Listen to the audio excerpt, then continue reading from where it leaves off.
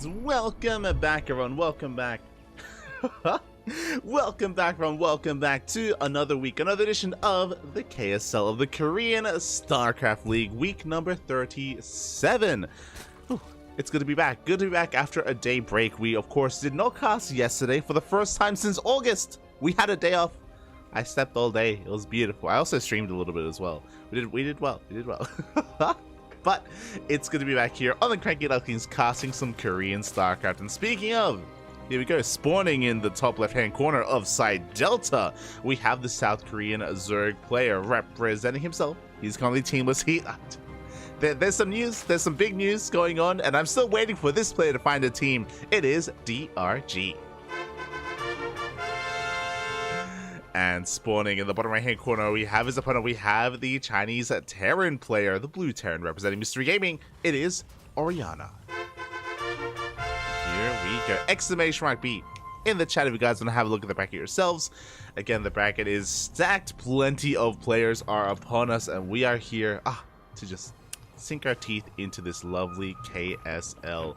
Of course, what I'm referring to is, again, DRG, one of the few big name Koreans that is still without a team, still deserving to be on one. Cure found Team Liquid, Gumiho found Cloud9, DRG still looking.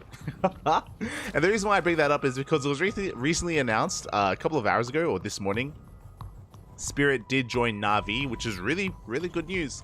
Na'Vi, of course, I'm sure like many of the big new orgs looking to sign players, especially with Gamers 8 around the corner. There are like bonuses provided, and that's why I'm pretty sure that's theorized as to why Cloud9 and Na'Vi have both invested into StarCraft, which is a good thing. And also the big theory of course, Gamers 8 being the New World Finals, especially with the change to I Am Katowice, and also with the introduction of another season or another circuit of DreamHack being added to this year of StarCraft, which is it's a little bit messy. It's it's a little bit messy, but basically the quote-unquote EPT year of StarCraft has been extended like another 4 months, like another 4, 5, 6 months. Which means I Am Katowice is no longer the World Finals. It's most likely going to be another event instead. So that it's you know what, we're acclimating. It's it's fine. It's all coming together. It'll all come together in the end. I'm sure. Yeah, some big shifts, some big changes on the horizon when it comes to the EPT season and teams as well, which again are good things overall. Good things. As we're kind of easing into our game here, we're getting into a TVZ. Of course, big reason for joining this is Oriana. We have been casting plenty of him in our own weekly tournaments in GPO, Grand Platypus Open, and other, of course, regional events. But he's up against DRG, one of the big names here in Korea. Recently, DRG did take down Byun, so his TVZ is not looking too bad. DRG, his ZVT not looking too shabby at all. We'll see if Oriana can make a dent in him, as for now, just going for a standard opener. Behind this, getting to his 1-1-1. That was a third CC before Starport, so very economic follow-up here from Oriana. Very standard stuff, which you do love to see. Nothing too fancy. Going Hellion into Liberator. No add-ons up, no Banshees.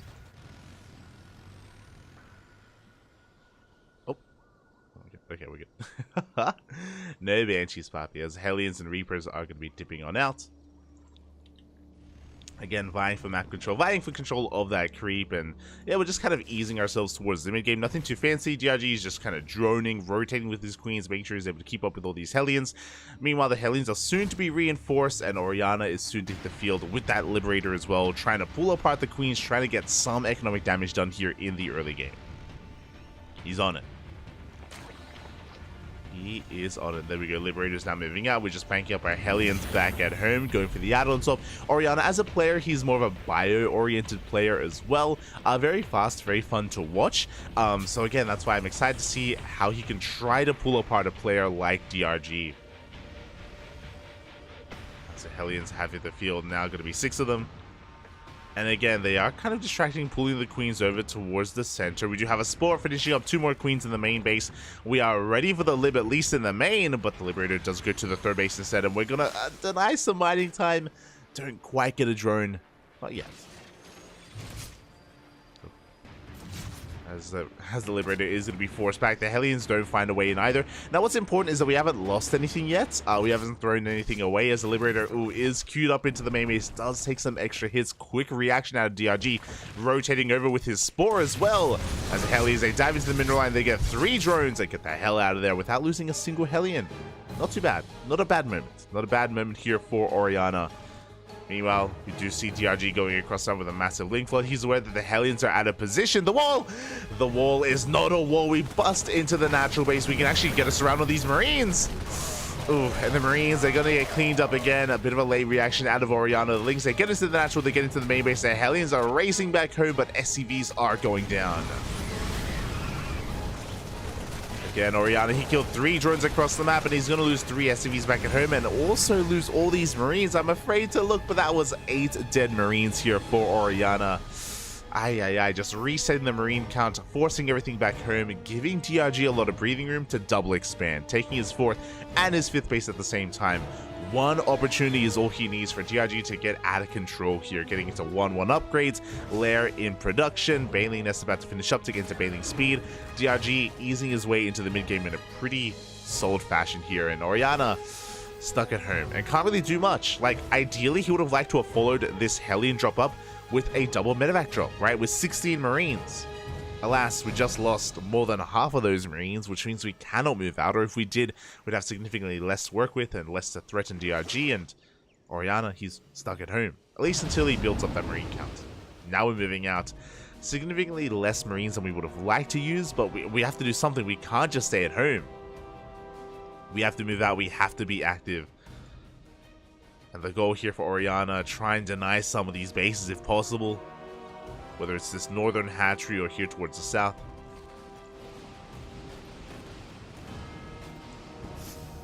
As we're going for the stim and going for the dive into that would-be 5th base. But alas, Lings are here. Banelings are in position as well. We will force the pickup. Behind this, DRG is taking up towards Hydras, so he's going Ling Bane Hydra, has the freedom to tech up into Hydras as well. Can be considered to be more of a greedy thing to do, but he's on it. Meanwhile, back at home, we have another gas geyser being taken. Second factory's on the way. Orianna should soon be working on his 4th CC. Everything here reads like, again, a 4-base setup, not going for a 3-base all-in. We are moving out here with a couple of Widow Mines. What's interesting is that we're going for a Widow Mine heavy composition, not tanks. So we have the mine push here from Orianna. We're threatening that northern base at the same time. DRG getting ready from behind. We're getting ready for a surround even. Oh boy. A lot of this is going to come down to the mine shots. And here we go. DRG from behind the mine shots. Oh, doing a bit of friendly fire. Do connect with some Lings. But for the most part, there's just too much Zerg. Orianna, he gets surrounded, gets swallowed up. And he is going to be losing everything here. Again, it was kind of a rough road for Orianna to get to this point, and losing his army like that, losing most of his army even. He escapes with 4 Marines and 4 medevacs. He does have that 4 CC on the way. Again, Orianna, he's attempting to get into a longer game, but can he survive that long? Because DRG is going to max out soon. And once he does max out, then DRG is going to push. For now, he's just kind of absorbing the blows of Orianna. He's just kind of keeping up with the movement, keeping up with the movement, with the pushes here of Orianna. But once he does reach that 200 supply, there's going to be nothing keeping DRG back at home. Up! That's some decent mine hits. A detection still a ways away here. There we go. Is now going to clean up these mines. Meanwhile, Orianna, in the midst of taking his 4th base. When it comes to these pushes, again, he has to still be active. He has to move out and apply pressure to keep DRG at home. I mentioned before that once he does max out, he is going to be pushing, and that's something that Orianna cannot deal with. Up! Oh my god. Widow Mines will go down, and speaking of pushing out DRG, it now breaks free from his container, hits the 3rd base, moving towards the 4th as well. Looks like he does run into some resistance towards the north, but he takes down 13, 14 SCVs. And he can keep pushing. Busting in towards that natural base. The mines they have borrowed, but they're gonna go down as well. And we break into the natural. At the same time, Orianna, he's going to be going for a split push. He's going to be hitting the 6th base and the 5th here of DRG. But he's losing his natural. No. is still losing that natural base. Meanwhile, when it comes to his pushes, he's being cleaned up as well. Unfortunately, was not looking. GG gets called, and DRG will take game number 1. GG.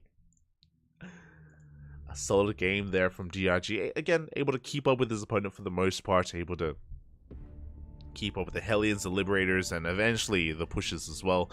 The big moment for DRG, again, it happened pretty early on, but it was a moment where he gained momentum and he never really lost it, was his lane counterattack. Killing those SCVs and killing all those Marines. Again, it may have only been 3 SCVs, it may have only been 9 Marines, but like at that moment, that early on, like that means everything. And yeah, it was enough. It was enough to give him like a lot of breathing room, a lot of freedom there in the early game, and to shut down his opponent.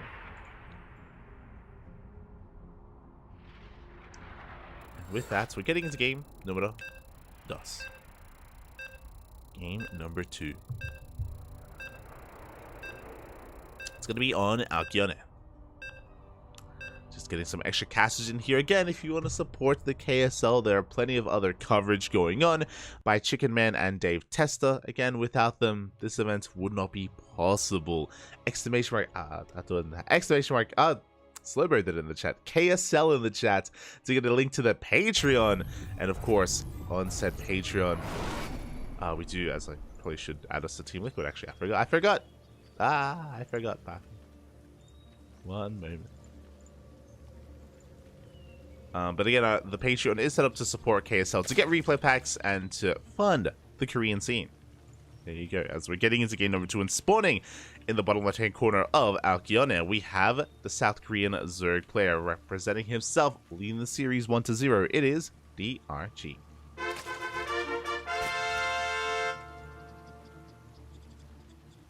And spawning in the top right-hand corner, we have his opponent. We have the Chinese Terran representing Mystery Gaming. It is Oriana.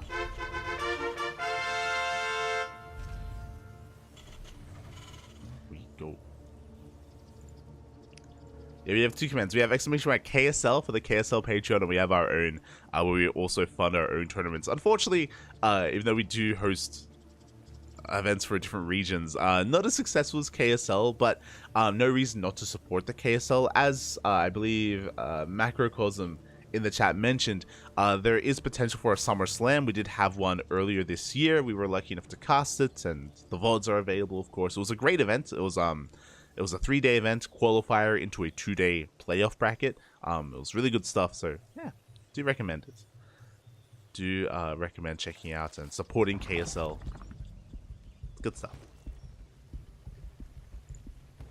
So we're going to be getting into game number 2. Oh, so far, again, Oriana not flinching, still going for a Rax expand, nothing too crazy. Wants to go straight up head-to-head here against DRG, and I respect it. Definitely respect it. Again, Oriana, in my eyes, has been one of the rising stars, in the Asia scene, not including Korea, of course. EPT Asia, maybe a better way to put it. Players like Oriana, Firefly. I mean, obviously Firefly is the big one. But yeah, it's been really cool to see them like improve over the year and thrive. It's been good stuff. So Oriana is going to be sending out his first Reaper across the map. Going to be dancing with the units here of DRG.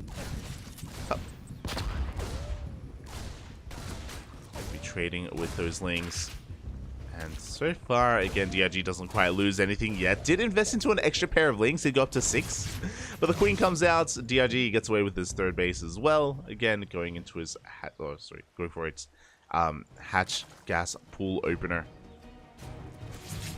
Everything looking normal and economic from DRG. Likewise, that is a 3rd CC before starport, so economic opener out of Oriana. Even though game 1 may not have gone Oriana's way, again, he's unwilling to like go all in or be hyper aggressive. And we have a different opener this time. Remember, winding it back, last game we saw Oriana go into a 3cc before starport. Technically that's true this time, but this is going to be a 3cc 2-1-1, as that is a 2nd Rax. So we are shifting things up a little bit here for Oriana. Now with this variation of opener, obviously there's no lib, there's no Beiji harass. We're going to make a handful of Hellions to support to gain map control, this is true, but we're going to be building up a marine count, working on the stim timing with eventually those medevacs. Now this is going to hit a little bit later, around like 5:30-ish, so there's a bit of an upside and a downside. The downside to this opener here is that it does become online really late, and it means that DRG is going to be able to drone up quite freely for quite some time. He can be greedy, he can cut corners, he can delay his link production. Oh. No, not it. I did notice it.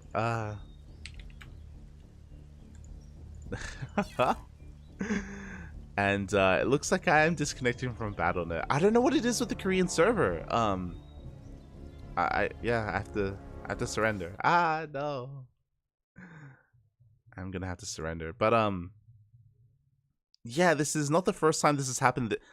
Specifically this week, for those of you that were here for ESL Asia, I disconnected from Battle.net in ESL Asia as well, and now here in KSL, I don't know what it is. But for whatever reason, my connection to the Korean server, or to Korean Battle.net, is just really shaky.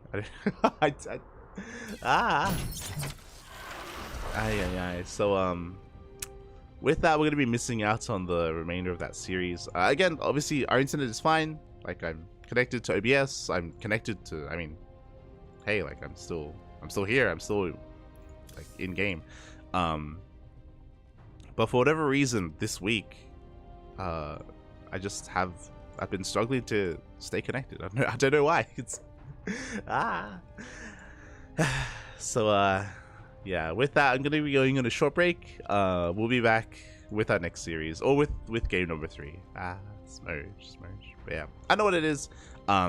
It just for whatever reason, my routing to Battle.net is shaky. It's fine on the American server, it's fine on Europe, but for Korea this past week, it's been shaky.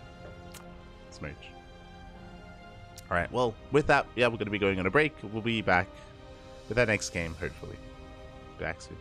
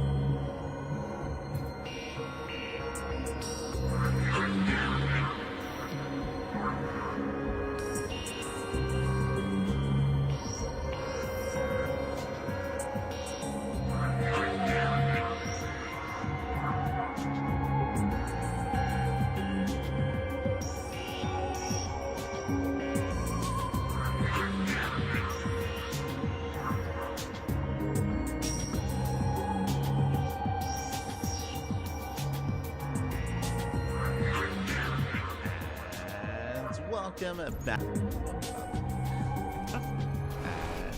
Welcome back, everyone. Welcome back. I apologize for the delay here, as again we were disconnected from the previous series. We can talk about that, I guess, later on. As we have our next series, we have our TVZ, and spawning in the top right hand corner of Equilibrium, we have the Chinese Terran player. Oh, the reigning world champion, the red Terran representing DragonKy Gaming. It is Oliveira.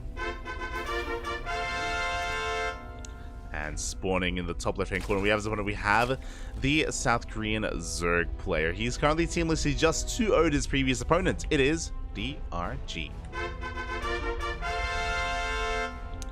And oh, I would love to sink my teeth into this series, and hopefully we can stay connected again. We did disconnect BattleNet wise to the Korean server earlier, and this is looking shaky as well. I don't know if you can see the frame drops. Oh, sorry, I don't know if you can see the stuttering. Yeah, there it is. There's some stuttering going on like every couple of seconds, and I'm pretty sure that if it happens too often, then I will time out. This is something that was happening earlier in the year to a lot of the European casters, like Wardy, Harstem, Rotterdam. Like they would all like disconnect at the same time, like in the middle of tournaments and in the middle of casts. And it was just an issue that it took a while to be resolved. I think it took like 2 weeks. I think it took 2 weeks for it to be patched. We didn't get affected, so I assume it had to do with routing from like Europe to the Korean server. But now I guess from Australia to Korea, it's possible that there's something going on there. Because specifically this week, it happened during ESL Asia, and now it's happening here during KSL, where my connection is very shaky to the Korean server. It's fine everywhere else. It's fine to OBS. It's fine to America. It's fine to Europe. So yeah, a little bit concerning. I did actually just message Sinistro about it. We'll see if anything can be done. I don't know. We'll see. We shall see. If we do disconnect from this series, and I'm a little bit concerned that we will, but if we do disconnect from this series, we will raid one of the other casters. Whether it's Chicken Man or Dave Tesla, we'll give them a raid, and we'll have a catch-up stream later on in the week. We'll do a replay cast. We'll do a replay cast of KSL and a replay cast of ESL Asia as well. Yeah, we'll make do. We will make do. Meanwhile, behind this, we're getting into our 3CC setup. Oliveira is going for standard opener, third CC before starport, economic opener. We missed out on it last game, but Oriana did go for his 3CC 2-1-1. We don't know how it ended. We just know that it did end. And hopefully, we're able to get to the end of this series with everything looking good and looking normal. Fingers crossed. Fingers crossed. As for now, likewise, DRG is getting into his hatch gas pool, getting into a standard opener himself, joining on up, working towards his third base.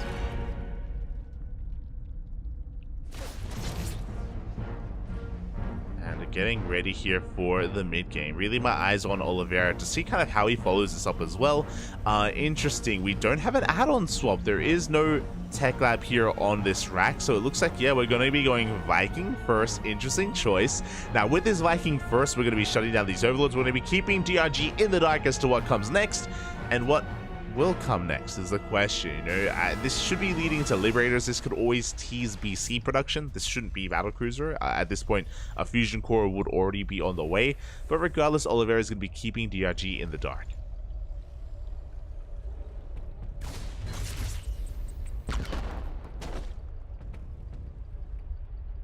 Are going to be dipping on forward. And again, my ping to Korea is fine. It's just smooch. As Overlord is going to be shut down here across. I'm even going to be supply blocking DRG for a moment.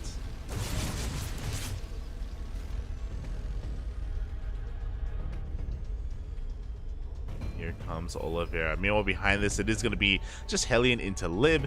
Of course, this is something that should be in the back of DRG's mind. That Liberator production is definitely the potential for it is there.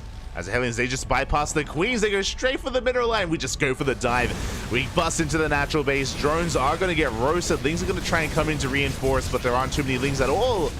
That's going to be 9 dead workers here at the National. Oh, the transfer! Not like this. The drones, they walk into their deaths, and we get a couple more. Getting up to 12 worker kills before the Hellions finally get cleaned up, and that's a pretty good amount of damage. On the one hand, we did throw away all these Hellions, but they do lose value over time. We do want to get rid of them here in the early game, and trading all those Hellions for 12 workers is pretty damn good. Pretty damn good trade here for Oliveira. Meanwhile, the Liberator is still up and running, going to be going across the map, and Oliveira can now take his third base, getting into the rest of his bio production as well. We have Marines on the way. We have our 3-1-1 setup, soon to be 5-1-1 with 5 Raxes soon to come online. And DRG's got a lot of recovering to do. He's droning his heart out, getting into his 1-1, going for his delayed lair into a delayed Baleen nest, just focusing on upgrades instead. And the Liberators have been spotted, so DRG is going to be in position to stop them. So far he's aware, does reposition his spores, reposition his queens.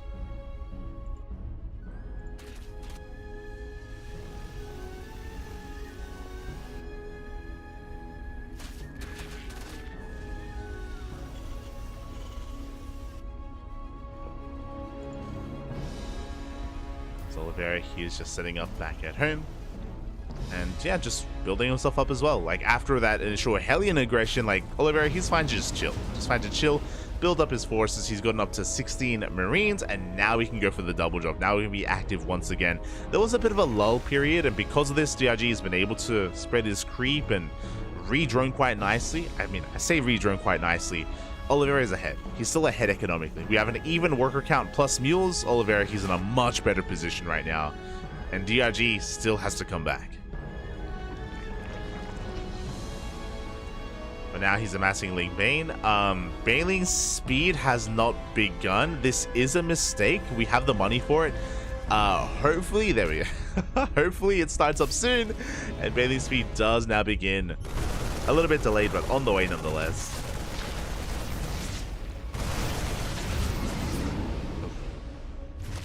DRG is going to force Oliveira back.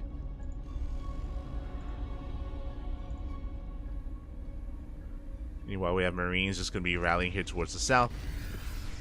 Likewise, we have the split push on the way here. Liberator is going to go down to the Spore. At the same time, we have a double jump on the north. We have another push towards that goal base, but there are links in position. Baneling speed still not quite done. They're going to be waddling in. Up! Oh my god, it's going to be that much easier to deal with them. We do force some friendly fire, though. They wouldn't mind working against Oliveira, much better mind connection, but at the same time, we get into another mineral line, and DRG is being pulled apart. That's going to be 11 dead workers. Oof. 11 dead drones. We get the Queen. We focus down some more of those Banelings as well, and we can just rain down even from the high ground as well. This double jump getting far too much done, getting 2 more Banelings towards the end and jumping back down to the low ground. We can just go jump back and forth over and over again, and DRG just cannot stop this. Just can't do anything about it. At the same time, we're going to be reinforcing the goal base, and DRG is just being pulled apart. He just can barely keep up. Thankfully, he does have some Link Bane in position, but we focus down the drones. And Oliveira snowballing out of control. He's up 40 supply. He's going to be reinforcing. Behind this, he's got his 4 CC on location. And we're just waiting for the rally to come across the map. Now, DRG can try to hold on here. He can get a miracle engagement, miracle connection. Oh my god. Not like this, though. As he takes a mine to the face. And Oliveira just keeps on pushing. Aye. And again, DRG may have been able to take down Beyond a couple of days ago, but here, alas, against Oliveira, he just cannot keep up. And as they try to hold out decent connections actually from those Banelings, but the spread is still a little bit too good. Ooh. Mindshield's going to be going up again. We're getting on top of the Queens, are breaking through the defensive line. At the same time, we have a big counter attack, but we have reinforcements back at home. We're going to delay the 5th CC, but that's the 5th base we're talking about. GG gets called. It's just too much. And Oliveira will take game number 1. GG. GG, well played. Oliveira does take the first game here in a pretty commanding fashion, to be honest. I mean, it all did begin with the Hellion run by. The Hellion dive into the natural base just got so much damage done and just kind of paved the way for Oliveira's follow-up drop play to just seal the deal and pull apart DRG.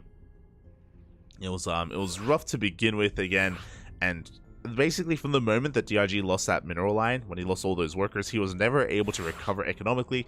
He was never able to get ahead economically compared to Oliveira. He was just behind from that moment and wasn't able to recover. GG. Now we're getting into game number 2.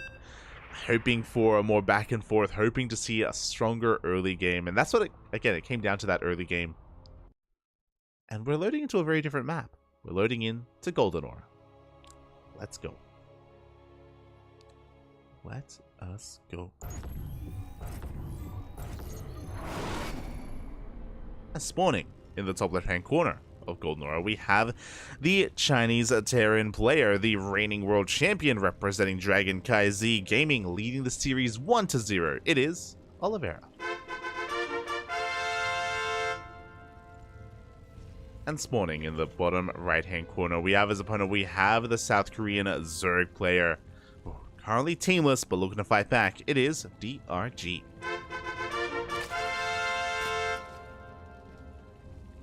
Here we go. Oh. And for now, we're just going to be easing into this. Everything looking as it should be. There's no crazy proxies coming out, no SCVs moving out across the map. Likewise, we're not rushing into the gold base as the Zerg, which would be crazy in this matchup. Hatch gas pool. No early gases, no early spawning pool. Standard opener here from DRG. Likewise, standard opener from Oliveira as well. Golden Aura is a bit of a treat. We don't really get to cast too often on this map. It's not as heavily vetoed as Radiz's Station, but vetoed nonetheless.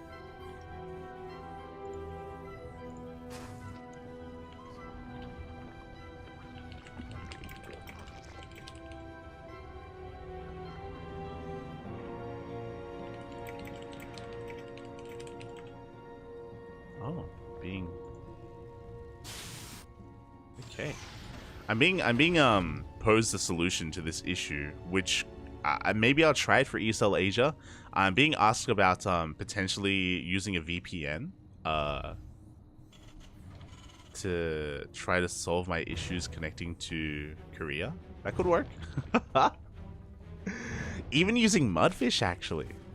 But I'm worried that if I use that my connection to OBS would be hindered. I'm gonna have to test it out. Maybe after this stream, I'll do some testing with Mudfish. Yeah.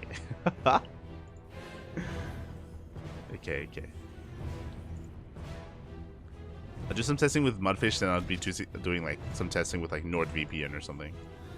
For now though, Reaper is gonna be pushing out. Getting into that natural base, gonna be dancing with these lings. Actually, I think I can use Mudfish even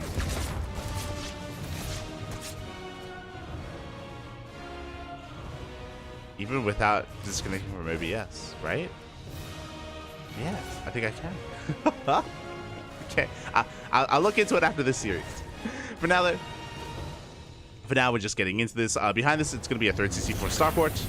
We have that CC thrown down for Oliveira. There's that Starport on the way. So, fun fact, this is the same build, the same opener that Oliveira went for in the previous game.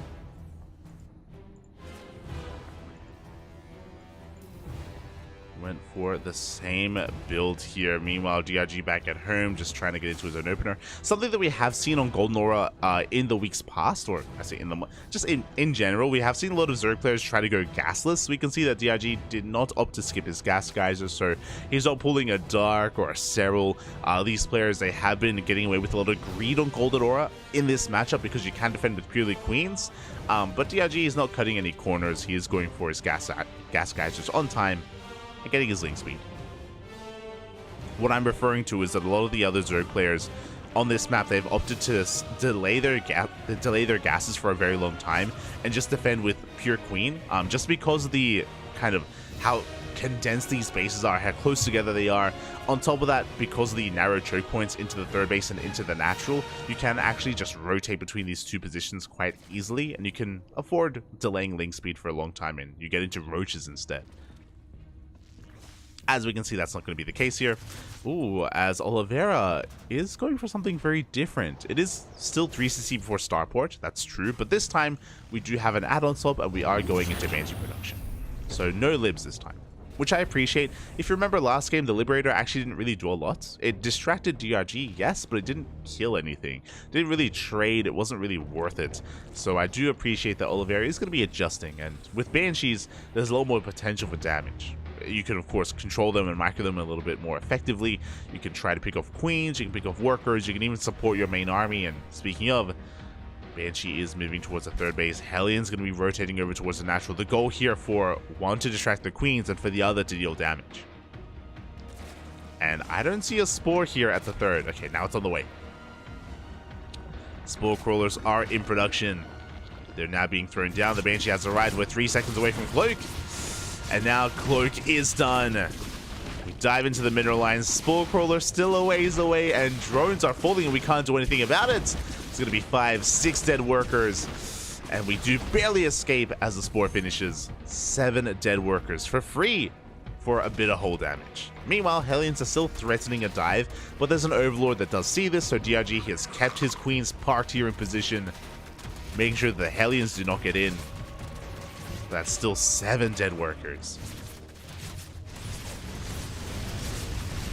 Oh, the Hellion. One of them is going to go down.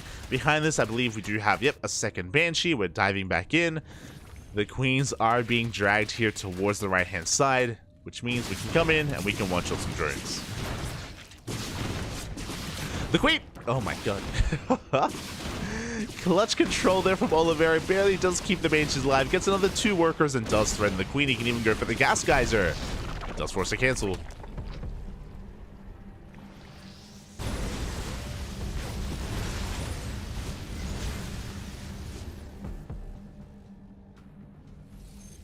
As Banshees are going to be zoned away.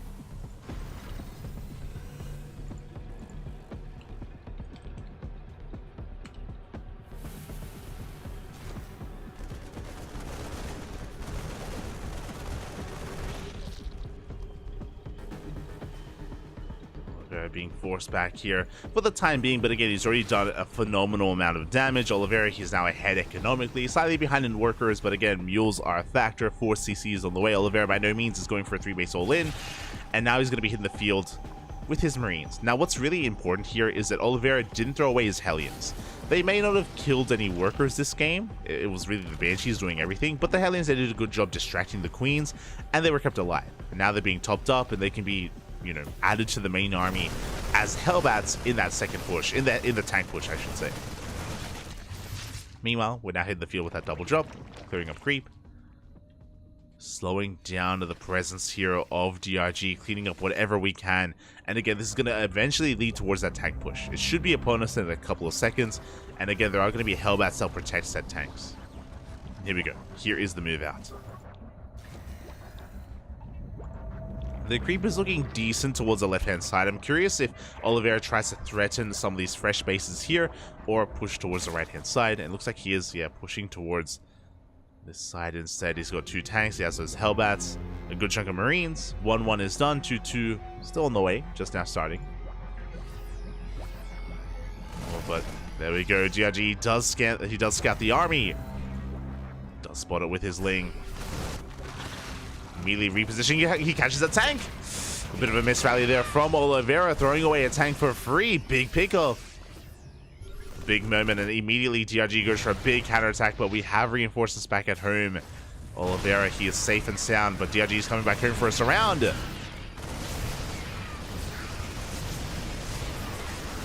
He is racing back home. They're coming in from behind, completely swallowing up this army. Marines are going to be saved. 1 tank does on siege in time. Oliveira able to save quite a bit there. Did kill 8 workers. Did kill 8 drones. Oh, sorry, saving it. How bad? I saw something big in the medevac. I was like, did he save a tank? No. Okay. Save the Hellbat. Is going to be threatening his opponent, but he shouldn't really find too much more damage. He gets a queen. Good target firing on the Banelings as well, as he will escape. Behind this, 4CC is up and running. Again, Oliveira, he has been able to take an economic lead at this point. 5th CC on the way. DRG still has some droning to do as he's working towards his Hydra tech. Infestation bit just finished up for his Hive. Ooh, he does get one medevac. Good pick up. Meanwhile, Oliveira trying to go for a split push. DRG is in the midst of maxing out though. That is still a lot of creep to work through. And oh my god, we commit to the siege! DRG gonna be able to collapse all these tanks. Both of them will go down. And DRG is forcing this back. At the same time, Banshees are coming from behind. Well, actually, no detection here, but Overseer has arrived. And we will clean up these Banshees at the same time. DRG going for a big counterattack, but he runs into a wall. He runs into a wall of Marines, a wall of tanks. DRG has to respect it. He has to back up.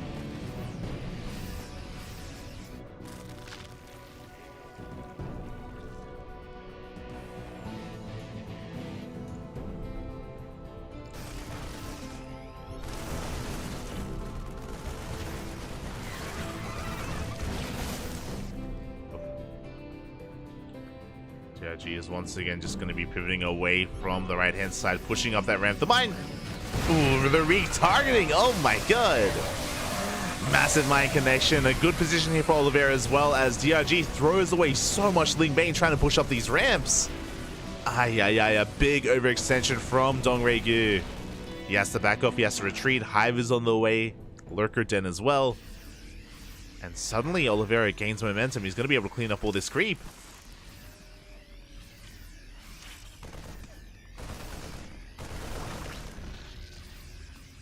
As soon as we get a scan. It's very dangerous that he set up here without that scan, as we do see DRG getting ready for a big surround. We do go for the scan, but here we go. DRG, he collapses once again. Mine shot's going to be going off, but DRG does force back Oliveira.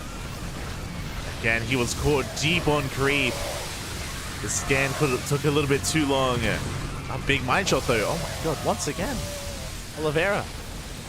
He's barely holding on. He's getting himself on these Hydras. The tank will go down. But Oliveira, can he save this space? It looks like he barely can. Yeah, the spread was too good. Fortunate to have some of these tanks on the high ground as well. Oliveira will hold on to this position at least a little bit longer, but here come the reinforcements. DRG, he wants to break this position. The tanks are on siege. The SCVs, no! They come in. Oof. Even some friendly fire. So Oliveira's base is going to be delayed. 8 SCVs go down, but the tanks are getting in position. A pretty intense moment. DRG is backing off. The Hive is done. We have Vipers now on the way. Lurker Den has completed. No Lurkers yet, and going Lurkers against tanks is less than ideal. We're already working towards Liberators as well. Tech-wise, Oliveira, like, he's already where he needs to be. Tank Lib Ghost is what you want against Hydra Lurker Viper. He has a composition, and he has maxed out.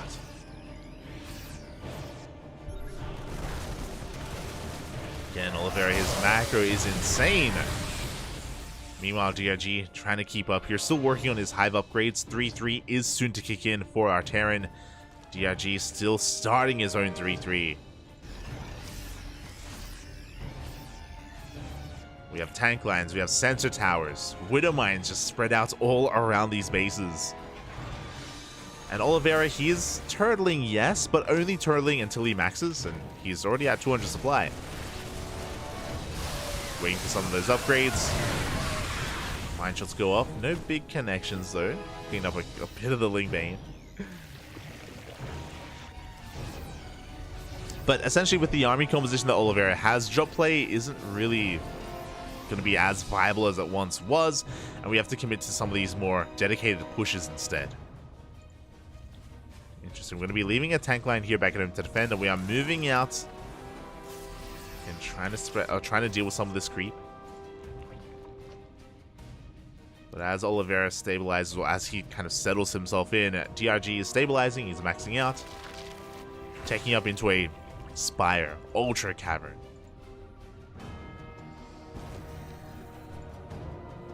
We are ending up in a split map scenario.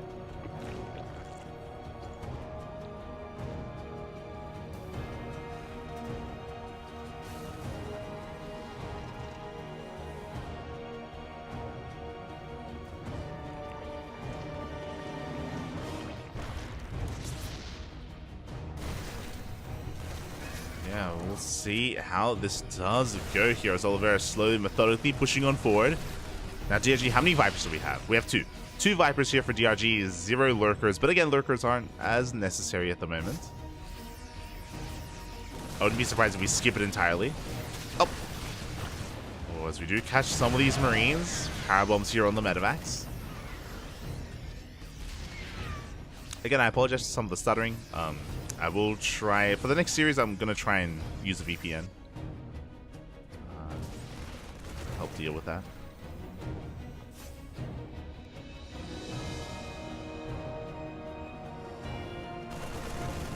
Hatchery is going to be taking some hits here at the same time. Looks like DRG finds a base. Yeah, with these Hydras in position, it looks like we're going to get a kill on the CC. Ling Bane rolling on forward. Mine shots being baited out.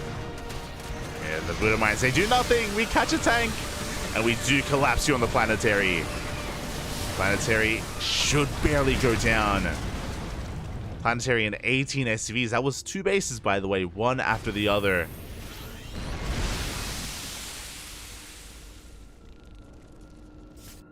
DRG doing well, finding damage, finding some bases. Meanwhile, looks like Oliveira wanted to try to take control of the gold base. The gold isn't mining, even though DRG has every other base on the map. Hasn't been mining from these fringe bases, which I think is a bit of a misstep from DRG. It's very likely that these fringe bases will eventually fall under control of the Terran, or like pressure is going to be applied. So mining for them is going to be very important as early as possible. Do you borrow some Lings? Letting run by finding some damage. You have borrowed Lings here in the mineral line. At the same time, Oliveira did get a kill on the gold. Here comes DRG. Does blind and cloud one of those tanks, 2 of those tanks even. He gets the rest. Oh, that's going to be 4 tanks going down. Pushing into Liberators, though, is going to be a little bit too difficult. He does back off, does retreat. Gets another tank. DRG trading so well here. And that is reflected in the banks. DRG's got, I mean, again, bigger, or had a bigger mineral bank and gas bank as well. Gas is looking similar between the players.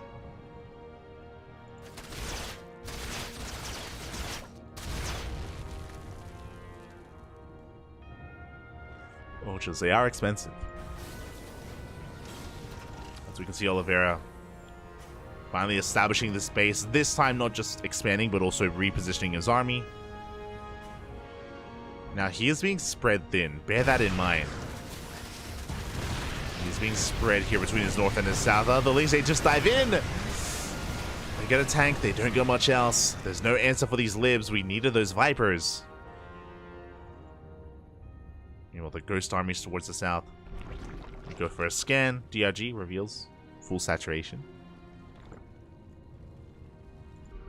Another scan reveals the gold base still on the way.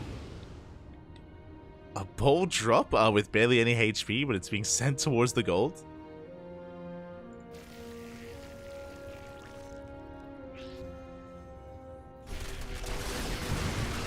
Here we go, DRG is going to be committing here towards the south. Pushing on forward, catches the tank, and he is looking to collapse on this base once again. The Bailey's, they roll in, and the Planetary is going to go down. The Ghosts out of position. They come in just a little bit too late after the base falls.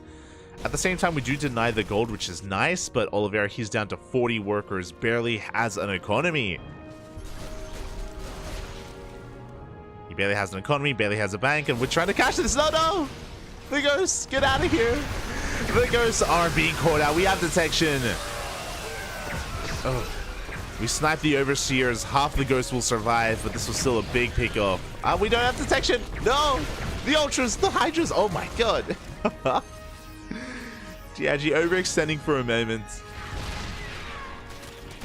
But I mean, he still reset the tank down. He still killed Ghost nonetheless. How many Ghosts was that? He killed 7 Ghosts in that engagement. 7 dead Ghosts, 6 tanks.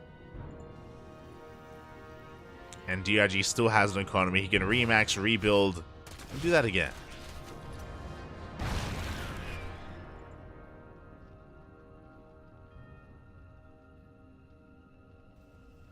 Meanwhile, Oliveira, he's going to be stuck here on his 4 bases.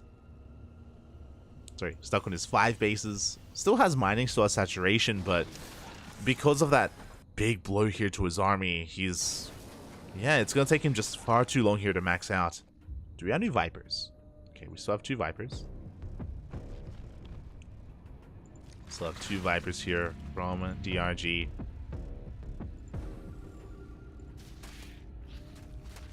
Pushing in towards the south once again. The army not quite in position. We catch a tank.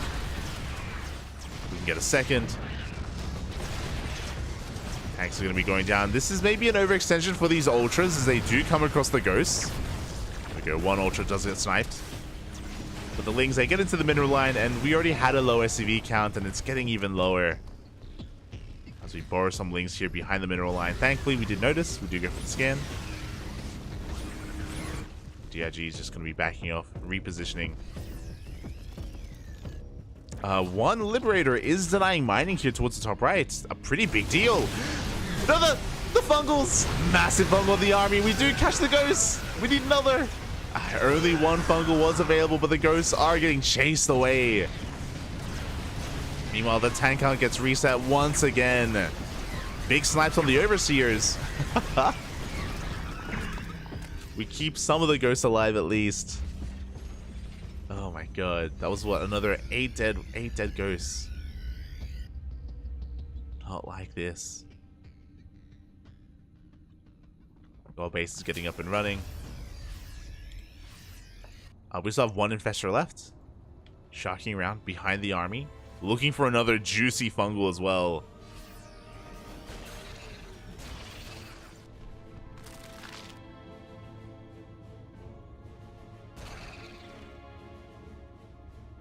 Ghost army has been spotted. Now, what's a little bit scary here is that even though DRG has been catching units here and there, Oliveira's getting another base, and DRG hasn't been mining from the top right. He just now started mining bottom left, but DRG doesn't have a bank. He does not have a bank anymore because of the delayed or denied mining here. This gold base is about to kick in, but if Oliveira can put a stop to this, then he's still in this game.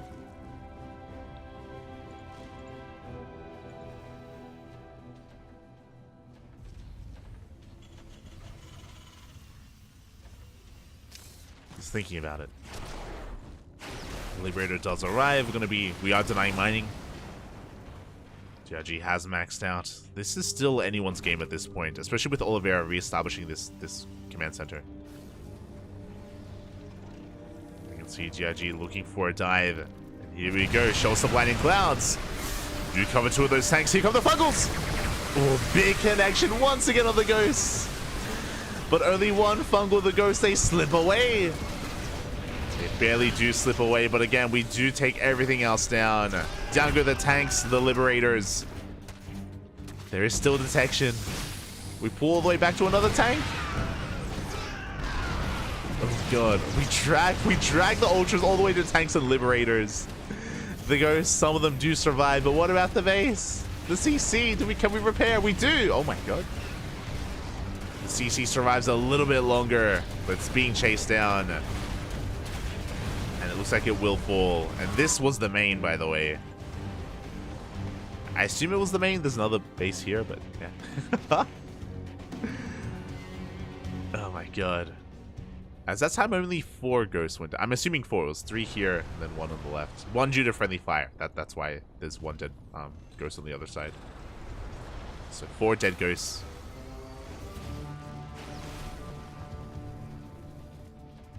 Once again, going for the scans, trying to get a read of what's going on. Oh, the scan! Oh, catches 2 Infestors. Big pickoffs here from Oliveira. keeping 8 of his ghosts alive.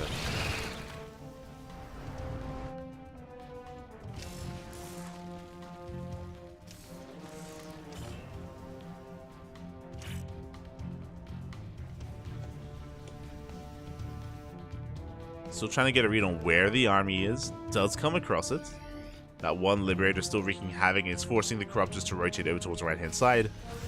DRG is still committed here to Lingbane Ultra, which again is just really expensive and really, I would say a bit inefficient here, especially gas-wise. Like it's been some expensive trades here for DRG.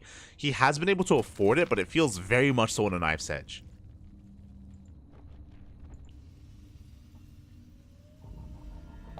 And to be fair, all that DRG has been needing these fights is a second fungal, right? He uses the first to lock down the army, but he needs another.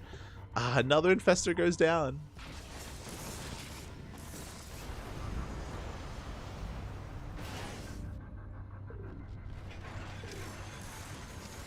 Like, he's been catching the ghosts, but he hasn't been able to finish them off. That's the problem here for DRG.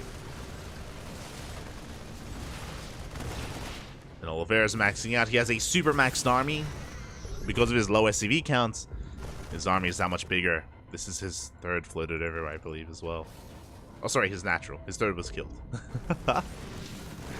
We're just lifting up whatever we can. The natural, the third. We're bringing it all over. Here we go. Lingmanes will be rolling in big mine shots, though. Mine shots, the snipes as well, the ultras are all going down. GG gets called. Ay, ay, ay, a disastrous fight. And Oliveira will take it 2-0. Will advance on to the semifinals. GG. Ay, ay, ay. GG, well played. Oliveira just... Honestly, he was up against the wall. We saw him losing base after base after base. DRG was just all over him. DRG was just all over him. But eventually, Oliveira, he was able to trade efficiently enough. He was able to, more importantly, preserve his ghosts. He was able to preserve his ghosts and take that center base again. If he was contained, it'd be a different story, but he was able to continue mining, able to establish more bases, establish as many bases as he needed to max out, and yeah, he just had a more efficient army. I mean, that's kind of the way of this matchup here. The Zerg player needs a better economy to be able to trade with the Terran, but some of these fights just going a little bit too awry for DRG. GG, well played. And yeah, with that, congratulations, Oliveira does advance on. But a big shout out to DRG, because that wasn't a one-sided game. At times here, Dongray Gu was ahead, was winning. So did pose a threat here to Oliveira, and yeah, was a solid game nonetheless. Back and forth. Back and forth. Here we go.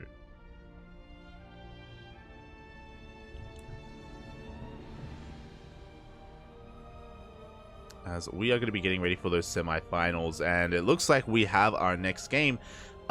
Quickly though, before we get there, I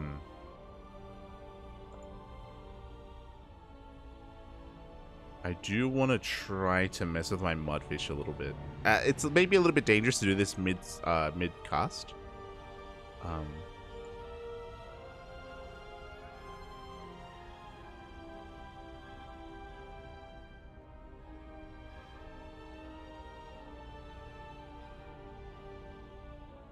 But I do want to try to get this going.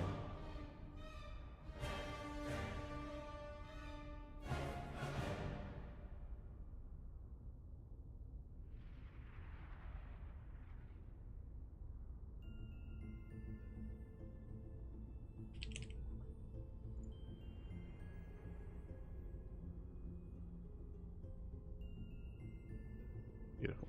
All right. So we're going to be going on a short break. Up next, we have our semifinals. It's going to be Oliveira versus Dark in the TVZ. See you soon. Ta.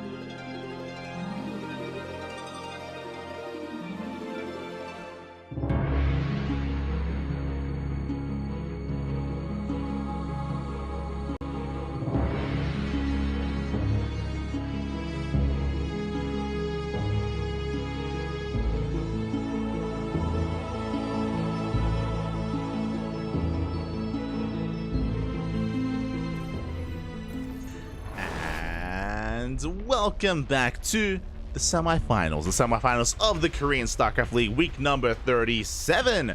And we have two amazing players here for you here and now. And oh my god, I almost forgot. Predictions will soon be open. I'll get around to it. As spawning in the top right-hand corner, we have the South Korean Zerg player, the Red Zerg, representing CranKy Gaming. It is Dark. And spawning in the top left-hand corner, we have his opponent. We have the Chinese Terran player, the reigning world champion representing CranKy Gaming. It is Oliveira. Here we go, and I will need a moment here to set up those predictions, and so that everyone in the chat can get their gamba going, papi. Let's go. Un momento. I'll get right on it. Oliveira versus Dark. Okay, upon hearing this message, you have 2 minutes. 2 minutes to place your bets on who you think is going to take this series and advance on to the grand finals of KSL. Unfortunately, we didn't get to go over the bracket. Sorry, I was just working with my VPN and trying to fix any issues. And hopefully, if you do notice a little bit more smoothness in the game, that's the reason why. And that may have to be the norm because, it's looking pretty good, not gonna lie, it's looking pretty good. But if you do look at the bracket, !B in the chat, there is another player waiting in the upper semifinals. It is going to be Hero. Hero is waiting for the winner of Shin versus Classic. If this series is fast, then we can go over the upper semis as well. Otherwise, we'll go straight for the finals. We'll go straight for the grand finals, and it's smooth. It's beautiful. Shout out to Mudfish. Anyway, as we are getting ready for this. Now, fun fact, this is a rematch. This is a rematch from this week's ESL Open Cup Asia. If you were tuning in earlier this week on Monday, then you would have seen us cast Dark versus Oliveira in the quarterfinals of ESL Open Cup Asia, and you would have seen Oliveira win. Oliveira did take down Dark 2-1. It went all the way to the ace match, went all the way to game 3, but Oliveira did take it. He advanced on to the semifinals where he faced off against Solar in the semis, where Solar took down Oliveira. So Solar avenged Dark in the next round, but Oliveira did very well for himself, taking down Dark earlier this week. So Dark is going to be looking for some revenge. That's some quick fun facts if I do want to influence your voting a little bit. Now, bearing in mind though that what I just mentioned, it did go to the ace match, and fun fact, they did face off on this map on Equilibrium. Now, if you recall, what happened the last time they faced off on this map was Dark went for a very, very dedicated roach push. He droned up to, I want to say 60. He cut workers at 3 base saturation, or just under 3 base saturation, committed to roaches, went across the map. He broke the 3rd base of Oliveira, killed a bunch of workers, he crippled the economy, and then Oliveira turtled on 2 bases, took a 3rd, took a 4th, took the gold, cut the map in half, and it went for 40 minutes. Dark broke the 3rd with a roach rush at the 10-minute mark, and Oliveira refused to die for another half an hour. It was crazy. It went the distance, went all the way. It went to, of course, to a split map scenario, went to the late game. Eventually, Dark did win. Dark went Broodlord Infestor. By the way, Broodlord Infestor with a couple of lurkers to support, and eventually out-traded Oliveira because Dark did have the better economy throughout most of that game, just because he had a stronger start. Meanwhile, that's a fast lair. I'm talking about the ultra late game, like Broodlord Infestor versus Tank Thor, Lib Ghost. But that is a lair before 4 minutes. We are rushing into it. This is looking like potentially a Ling Queen Nidus all-in. A lot of Lings on the way, Queens as well. No additional gas geysers, so we'll see where Dark takes this. I'm feeling Nidus, but we'll see. 2nd gas geyser is being taken. No 3rd or 4th gas. Overlord is on the way. Overlord making its way towards the main base, intentionally so. Meanwhile, the Cyclones are being caught out. Oh, the first Cyclone does go down. This was a variation from Oliveira. Oh god, the 2nd Cyclone gets caught as well. Instead of going Hellion, he went Cyclone to begin with. He's still going Bio with more Raxes on the way. Again, we kind of glossed over that because of the opener, but again, there is that Nidus Worm thrown down, and unfortunately, Oliveira didn't see the fast lair. Otherwise, like ourselves, he would have deduced what was going on. He would have deduced a Link Queen Nidus all-in. Alas, he's in the dark, he doesn't know. He does have vision here in the main base, but already these Lings are doing so much. We can just go for the Nidus here at the front door. We don't even have to go into the main. We may as well, though. We'll see. We'll see where the Nidus gets thrown down, whether it's in the main base or at the natural as the Lings, they get us around once again. They get on top of the Cyclones. One Cyclone goes down, the other is under threat. Show us the Nidus. As the Lings are taking down some of these SCVs, they cannot get on top of that final Cyclone, though. It will survive, will hold on. And there it is, Nidus at the front door. And Oliveira doesn't see. He doesn't know. Oh, the Cyclone falls. Not like this. It barely does go down. Lings, they bust into the main base. They're distracting the army. There's barely an army to begin with, only a handful of Marines. And here come the Queens. GG gets called immediately, and Dark will take game number 1. GG. Oh my god. GG, well played. Just hyper aggression out of Dark. Unfortunately for Oliveira, he lost his Cyclones on the map, he lost his Reaper on the map, and he was not able to scout his opponent. Didn't get to read the fast lair. The fast lair, lack of gases, lack of saturation. Oliveira was in the dark. He didn't know that an all-in was coming. As a result, he wasn't able to prepare in time. He was building up his production, he was working on additional Raxes, was caught with his pants down. And just like that, Dark, he gets his revenge. I mean, I say get his revenge. He also won on Equilibrium last time they faced off. But he is one step closer to redeeming himself as we're getting into game number 2. Pants out, haha. Sorry, I'm catching up with the chat. I was a little bit distracted earlier. In Home Story Cup, Cyril did not drop a map. Fam did not either. I think they were talking about Australia. DRG seems very shaky on his infestors. Kind of. Like, if you remember, DRG, he had a really strong mid-game against Oliveira. He was killing bases left and right. He was doing really well. He was in a good position. I do think more so than his infestors, because he was finding some good fungals. I do think something that I mentioned earlier, especially when you're trying to break a turtling Terran player, DRG investing and committing as hard as he did to Ultras and not transitioning out of Ultras, we spoke about at the time it was a very expensive investment, and I do think that it was his downfall in a way, instead of going into Broodlord Infestor. Where that may kind of go into along that like talking point where maybe he didn't want to rely too heavily on Infestors, which is why he didn't go into Broodlords. But that is a transition that is typically seen at the Ultra late game. And something that we didn't see from DRG despite him getting ahead. Maybe a little bit overconfident.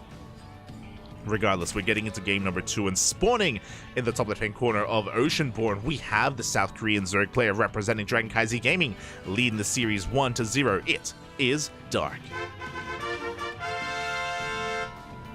And spawning in the bottom right-hand corner, we have his opponent going for a low-ground 2-Rax. We have the reigning world champion, the Chinese Terran, representing CranKy Gaming. It is Oliveira. Regardless, something that we do have to praise in that previous series is Oliveira's tenacity, right? The fact that he was down in economy, losing bases, down in workers, and taking a big blow to his army as well, losing tanks and just army in general up against the wall. He stood strong. He was able to withstand the aggression, was able to stabilize, was able to fight back. Like, honestly, that was a really amazing comeback from Oliveira in that last game. Really impressive stuff. It's something that we do have to, of course, bring attention to as well. Not just some of the mistakes of DRG, but some of the, again, some of the plays of Oliveira. And his ability to just, yeah, survive. It's really impressive. As we're getting into this series, of course, again, in that last game, a lot of it did come down to Oliveira's lack of scouting information. Unfortunately, he was just in the dark. He was being denied. We'll see how much more active he can be here in game number 2. Again, with this 2-Rax opener, we're going to be having an abundance of Reapers, and we're looking to contain Dark to 2 bases for as long as possible. Dark going straight for his 3rd, though, no fear, and that is going to be spotted by Oliveira. And Oliveira should start up an additional wave of Reapers here. As for now, yep, there we go. Additional Reapers are on the way. So, for those wondering, typically your standard 2-Rax opener is 3 Reapers, but because Oliveira did see the faster hatchery, he's committing into a 4th and should be a 5th Reaper as well.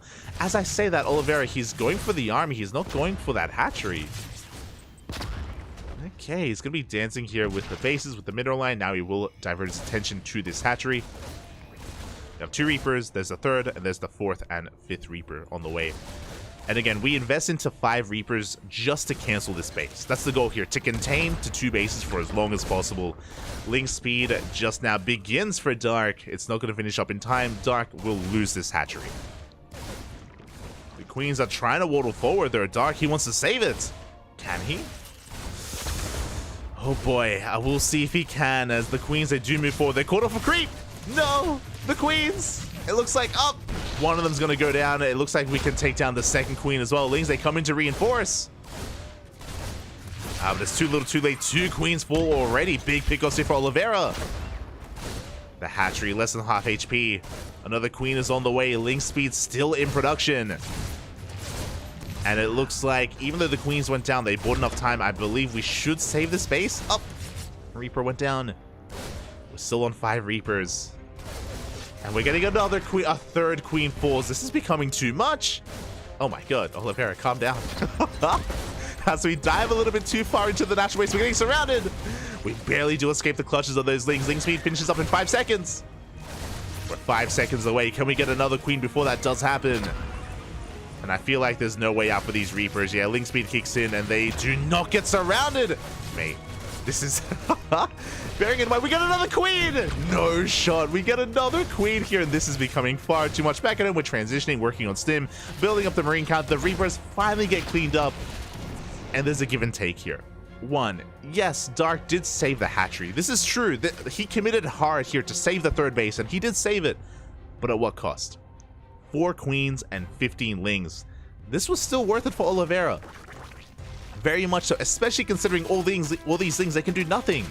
We have repair, we have Marines, the Lings, they tickle the wall, but they can't really do much else.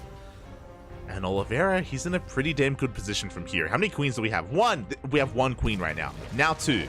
This is all we have. We can't inject, we can barely spread creep. Oh wait, no, we made an entire wave of Queens at the same time. Okay, we're good. We can inject all the bases at least, but again, that was a big investment for Dark, and this also means that the follow-up push, the 3CC 2-on-1, the medevac push, the medevac timing from Oliveira, is going to hit like a truck. Usually we would have an abundance of Lings and Queens to defend, but now like we're still recovering, we're still remaking everything. It's going to be a really tough moment for Dark. Here we go. Third base now being taken. We're building up that Hellion count. So I do like this a lot from Oliveira. Because he knows how much damage he dealt, because he knows he reset the Queen count, it isn't just a 2-on-1 medevac push. We kept the reactor on the factory. We're making Hellions. We have an armory on the way instead. It's a Hellbat push. So again, because of this, it means that again, the overall timing has been delayed a little bit because we weren't reactoring out the medevacs. But with these Hellions, with these Hellbats, this is going to be a tough hold for Dark. How much do we have to defend? 7 Queens, 19 Lings. No Baleen Nest. The Queens are being brought forward. Do we have enough though? Concave is looking good. Every single Queen is brought forward here to the front lines. Stim is done. We dive on the Queens. There we go. 2 Queens are going to go down instantly. We get a 3rd Queen. GG gets called. It's far too much. And Oliveira will tie up the series 1-1. GG. Oh my god. GG, well played. Whew. Oliveira, of course, having a phenomenal start to that game. Oh, just gotta make sure we don't get left behind. There we go. Having an amazing start. The Reapers, they really set up for the success of the Hellbat push. Because so many Queens died, that's why Dark was woefully underprepared. Because he had to make fresh Queens, because he just had to inject. No transfuse. 0 transfuse available. The link count was much lower than normal as well because of the mineral investment into all those Queens. Like, it was all just set up there for that eventual kill move. And again, Oliveira having the foresight to know, hey, if I just keep the reactor on the factory, I can go for a Hellbat push instead, and I know that I can kill Dark here, just because of how ahead I am. And just like that, we go into the ace match. Let's go.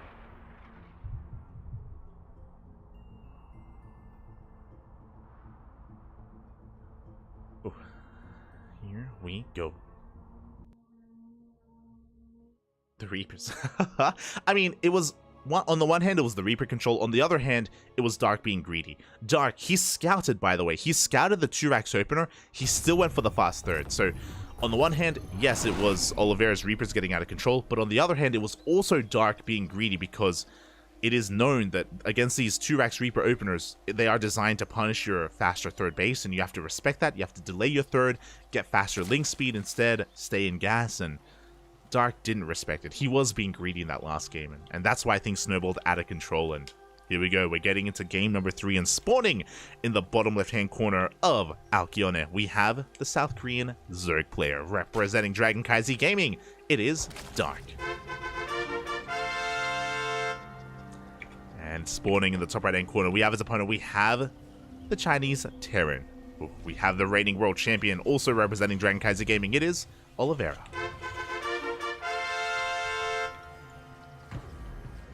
I remember that last game, Dark, he committed everything he could just to make sure he wasn't forced to cancel that third.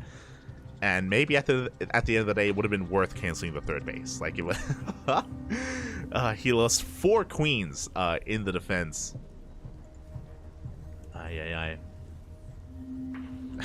They're also designed to inflict psychological terror. True. The psychological warfare is real.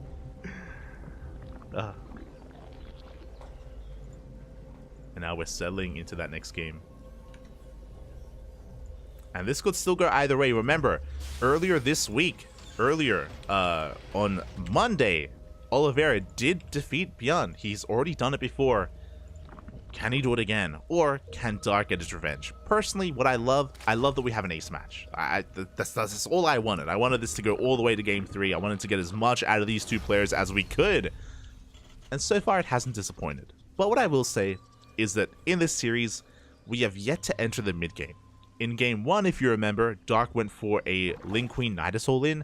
In game 2, Oliveira kind of won the game with his first Reapers, and then with the follow-up Hellbat push. We have yet to really sink our teeth into 3-base saturation. That hasn't happened yet this series, and I want it. And Alkyone is a good map for it. This is one of the larger maps in the map pool. Very easy to establish yourself on 3, 4, and even 5 bases. Very defendable because of all these ramps, because of all these choke points, because of the longer rush distance by ground. If we wanted a mid game, if we wanted a late game, this is the map to do it on.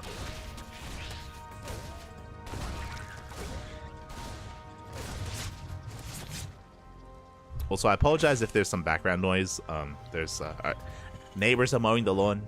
Well, I say mowing the lawn, they're using the whippersnipper at the moment. So I apologize if there's some that does come through the mic.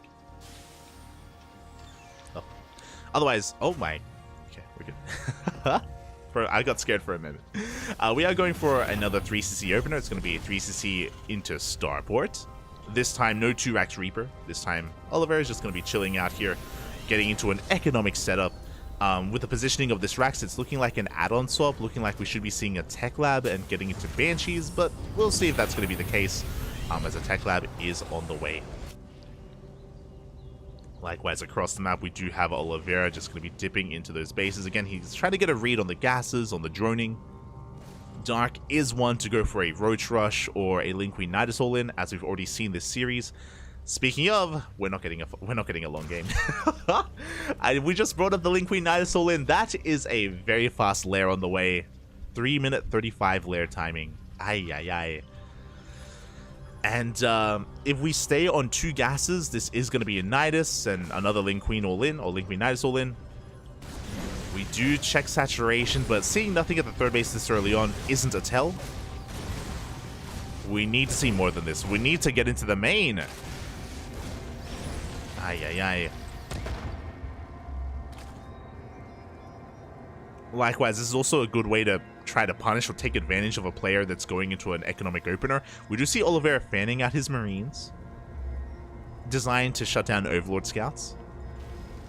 Hellion still threatening that third base. We do see saturation, but the lair is going to finish. We have been droning. We did saturate that third intentionally, so... And there it is. There's that Nidus Worm on the way. Just like game 1. And Oliveira is in the dark. Still has no idea what's going on. Rotating around with his Hellions. Still hasn't gone into the natural or the main base. Spores are on the way. Now what's interesting here is that Dark is droning more than last game. He's actually saturating this third. Like he's actually droning here. Not investing as hard into Lings, but that's still a lot of Lings. And still 7 Queens here on the front lines. There we go. There we go. Now we're hammering down that link key. 26 more links in production. We have an Overlord poised to go into the main base. Ooh, the Marines that were here earlier, no longer. They did move out of position. Uh-oh. And we're going for that main base. Nidus is on the way, and Oliver, he doesn't see. Not like this. He doesn't see what's going on. He checks the third, sees the saturation. Lings are here at the front door. They do bust in. They bust into the natural base. Hellions are racing back home. Meanwhile, the Nidus in the main base will complete as well. The tank, no, not like this. The tank gets caught out of position as well. It gets surrounded, it gets shut down. Without the tank, how do we defend? We do have Hellions, but that's what the Queens are for. Not like this. We have detection as well. Banshee is not going to be enough. As we get on top of the Raxes, Lings bypassing those Hellions once again. Really careful control here from Dark. He cannot lose these Lings. He cannot throw them away against the Hellions. As the production is being camped, another tank is on the way. And the tank does siege. A big moment. Oliveira, he's going to be able to protect his production at least. But the main base is not going to be mining. We dive on top of the tank. No, he gets exposed. The tank. Oh my god, it's barely going to survive the repair. We barely repair the tank in time. We Nidus onto the low ground instead.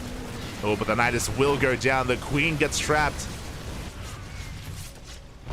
And Oliveira, he is holding, is preserving his his SCV count. He protects his production. He will eventually regain control of his main base, and Dark is droning. Dark is droning behind this. Looks like he recognizes that he probably cannot end the game. But he has done a lot of damage. As the tanks are slowly leapfrogging forward, and Dark has to be careful not to lose his Queens. We're committing. Uh-oh, we shouldn't though. The Lings get cleaned up, and now we dive on top of the Queens as well. Dark losing a little bit there towards the end, but he did save most of his Queens as they did escape. And Oliveira regains control of his main base. He has his third in position. Oliveira's in a good economic position as well. Like, he's down 6 SCVs, he's down 6 workers, and we have mules. So really, he's not looking too bad. That was close. I'll be honest, a lot of this came down to the tank. Remember that tank that went down deep into the red and barely survived because of the repair? Without that, I think Dark breaks him. I think Dark breaks his position and he gets on top of the production. That was a pretty big moment. That's a pretty clutch repair. Outside of that, Oliveira is now going for a big counterattack. And what do we have to work with? We have Stim 1-1 as well. Oliveira has a pretty terrifying army. And Dark back at home.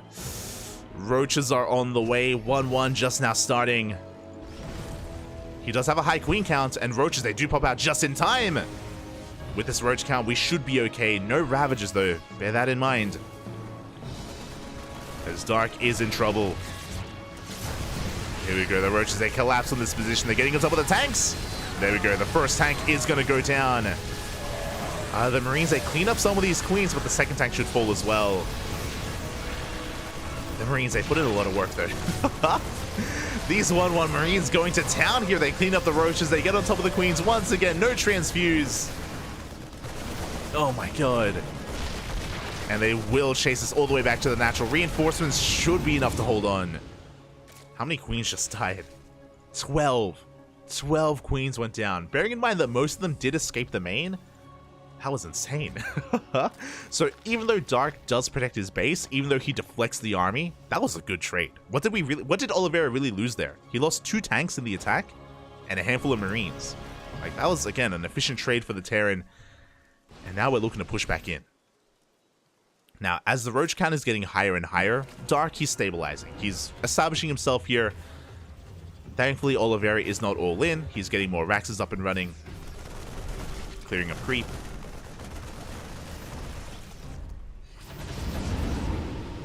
And he's just going to be being as efficient as possible, maintaining his Marine count here, getting the hell out of there. And the game is going to be stabilizing. Game is going to be stabilizing. I still want to give the edge to Oliveira. He's working on 2-2. He's working on a 4CC. I mentioned before that trying to break a defending Terran player here at their 3rd and even their 4th base is quite a difficult thing to do on this map. And we're going for a split push. Double drop towards the main. Double drop here at the center of the map. We're going to be clearing up some creep.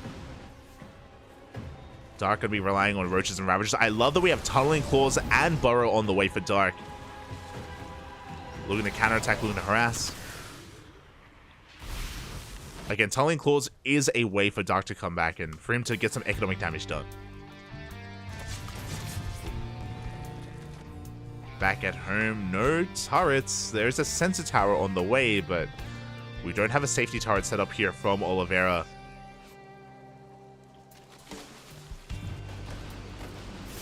Getting ready for his push. We have 5 Infestors on the way as well. Infestors are a great way here to support a Roach Ravager army.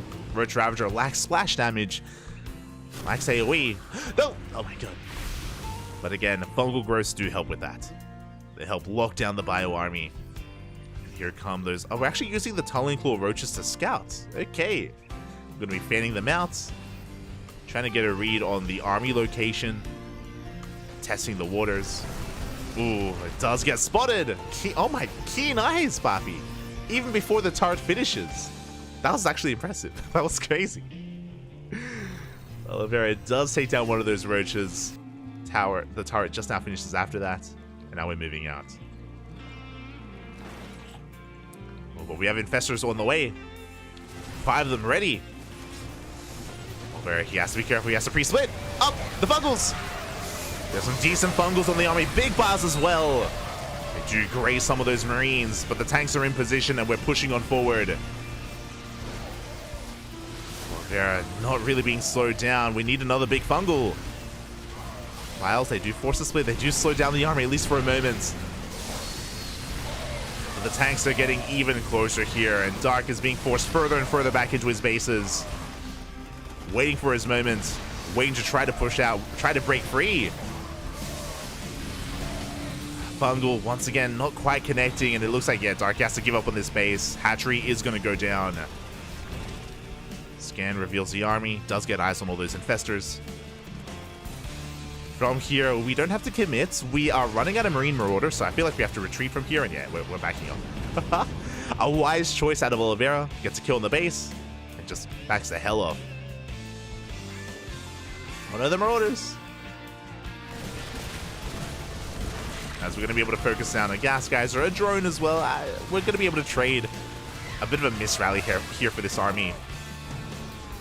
But again, that was a good moment from Oliveira. Really mature decision as well to retreat after killing the base. Otherwise, he would have been cleaned up 100%. So he backs off, takes his win, gets his 4th base up and running. And now Oliveira, he is far more cemented here in how ahead he is economically. He's up in workers, up in bases. Dark, he's only on 3 hatcheries. He's triple expanding right now to try to get a 4th base. Dark in a desperate position. Now, if Oliveira gives him time, then Dark will be able to stabilize once some of these bases get up and running. But Oliveira, oh, he's going for a double drop. He's going to catch this hatchery, and he's also going for a push towards the left-hand side. Dark, he's going to have a hard time holding onto these bases. Yeah, we go for the stim, and this base is going to be cancelled. Northern base gets cancelled. Here comes the double drop towards the south, and this southern base should be cancelled as well. Even if Dark loses 2 of these bases, though, he will at least establish this center base. He will get a 4th. Not a 5th, though. As the main army is pushing forward. Yeah, it's going to be a cancel here towards the south. Tanks are getting in position. Piles. Ooh. They graze the tank, but they don't bring it down. And where are the Infestors? Big snipes going off. And how good are the fungal growths? Not too bad. It does graze the right-hand side, but 1 fungal is not enough. 14 workers are going down, and Oliveira, he's snowballing out of control. EMP does miss, but I don't think he even needs it. Yeah, there's just not enough on the ground, not enough here from Dark. At the same time, the drop on the right-hand side is still getting more damage done. 15 drones go down. EMP does connect. Up. Infestors are falling. Oliveira, he's running out of steam, but he killed a base, and once again, Dark is stuck on 3 bases. He did establish the center base, that's true, but this was meant to be his 4th, not his 3rd. It's Dark, he's still stuck on a 3-base economy. He's trying to get into, I imagine, Hydra Lurker Viper, but it's too little too late for that. Oliveira, he's getting out of control, pushing on forward. Not enough energy for any more fungals. We have some blinding clouds. They do cover the tanks. Another fungal from behind as well. Dark, can he clean this up? Up. He barely will. He barely comes in from behind, takes down the tanks. Oh my god. A big cleanup here from Dark. The MVP there, the blinding clouds, they covered so many of those tanks. And Dark desperately needs a base. He needs a hatchery. He's triple expanding for a second time. He needs one of these bases up and running. Meanwhile, Oliveira, he's getting a 5th.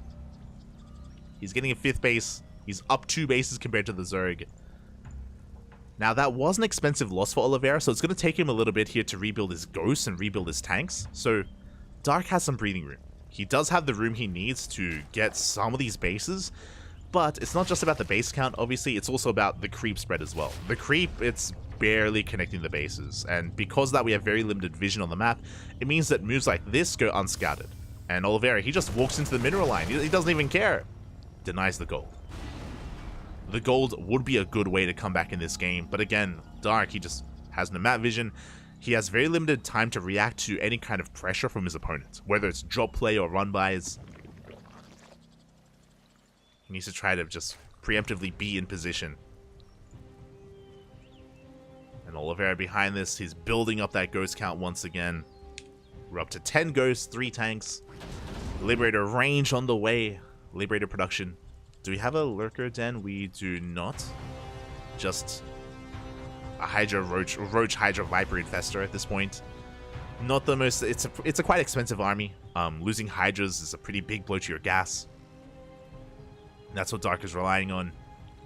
And here we go, Oliveira. He's getting in position. Oof. One tank does go down. But we're within range of the base. We're within range of the mineral line. The Infestor! No! It does get a fungal off on the Marines. We have another Infestor coming in. And there just isn't enough to support this tank, by the way. Where are the Marines? We need a stronger bio presence here. Dark, he holds, but he loses 13 workers. This drop here. We have a mine drop here towards the south. We have a drop here towards the north. And Dark, he's being pulled apart. He may have held against the main push, but he's being pulled apart by the harass. Ay, ay, ay. The mine drop going ham. This marine drop as well. At the same time, we're breaking on through. Oh, we do catch maybe a Liberator. The Widow Mine's barely not resetting. We do have those Vipers. We do have some spellcasters here for Dark. We just lost 20 workers. And this hatchery, it's getting lower and lower. Ooh, Infestor does get caught. We are down to 1 Infestor left. These are the only spellcasters. 1 Infestor and 2 Vipers. Snipe's going to be going off. We can snipe whatever we want. Oh! There is potential for a fungal. We are the EMP! The Neuro with the counter EMP, but it's not going to be enough at this point. It is just not enough. Ay, ay, ay. Cute moves here from Dark. You love to see it, but alas, Oliveira, he's still breaking on through. He's having a hard time spending his bank. Oliveira does have a lot of minerals and gas. Production failing him a little bit, but it's just too much. GG gets called. The snipes go up, and Oliveira will take game number 3, taking the series 2-1. GG. GG, well played. Twice now this week, Oliveira has taken down Dark in a best of 3 in the ace match. GG, congratulations. Meanwhile, a big shout out to Miguelito. Big shout out to Vindicta. Thank you so much for the raid. Hope you had a great stream. Hope you had a great time. Hope you enjoyed yourself. And hope you're doing well, Bobby. Hope you're doing well in your IRL endeavors. Thank you. Thank you for the raid. For those that are tuning in, we are here in the semifinals of the KSL, and we just wrapped up with the lower semis. And it looks like, do we have the upper semifinals ready for us? I think it's currently underway. Let me just double check. Oh, actually, I believe Classic versus Shin is still ongoing, so yeah, the series is still underway here in the upper quarterfinals. And yeah, GG, well played. Really solid series here out of Oliveira. Again, basically, Dark was in a really difficult position after the failed Link Queen Nidus all-in. I mean, it was an all-in, right? So basically, from the moment when Oliveira held that, he was in a commanding position. Even in his counterattack, if you remember, he killed 12 queens. He killed 12 queens in his counterattack. Did so well for himself, just keeping Dark behind, and we saw Oliveira just completely pull Dark apart, time and time again, sniping base after base after base. And Dark was just in a really difficult position from the failed all-in. Was trying to play catch-up the entire time. I don't think Dark was ever ahead economically that game, outside of the early game. I don't think he was ever able to take an economic lead. He always had limited larva. I see some people in the chat talking about Banelings. Banelings would not have worked there for one simple reason, and that is because Dark was losing bases from a very early stage. What's important about that is limited larva, because that we needed something that was more cost efficient larva wise, and Ling Bane, we just didn't have the production for it. Dark didn't have the production for Ling Bane to support his army, just because he was losing base after base after base. It was crazy that at a time Oliveira had 5 CCs compared to 3 hatcheries of Dark. Like, it was crazy, just like the economic blow.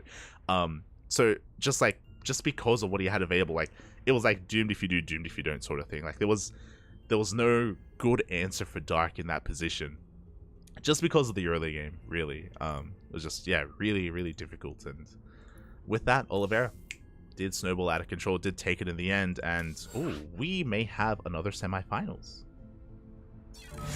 Oh, almost. Never mind. Never mind. So it looks like Shin versus Classic still ongoing. We can take this moment to have a look at the bracket and to pay out those predictions. Here we go. Okay, from the top. We have yet to have a look at the bracket yet. It was just we didn't have the time to. But Hero did advance onto the semis. He's been patiently waiting for quite some time, waiting for the winner of Shin versus Classic, and that's a series that I believe is currently ongoing, that is being casted by Chicken Man. I believe Chicken Man in English and Enki in Spanish. They are covering that ZVP, and I think they're in the ace match. Let me just double check. We missed out on the lobby. The lobby was just posted, but we just barely missed it, unfortunately. So I believe they're in the, I think they're in the ace match, or are they casting? Oh, no, never mind. My apologies.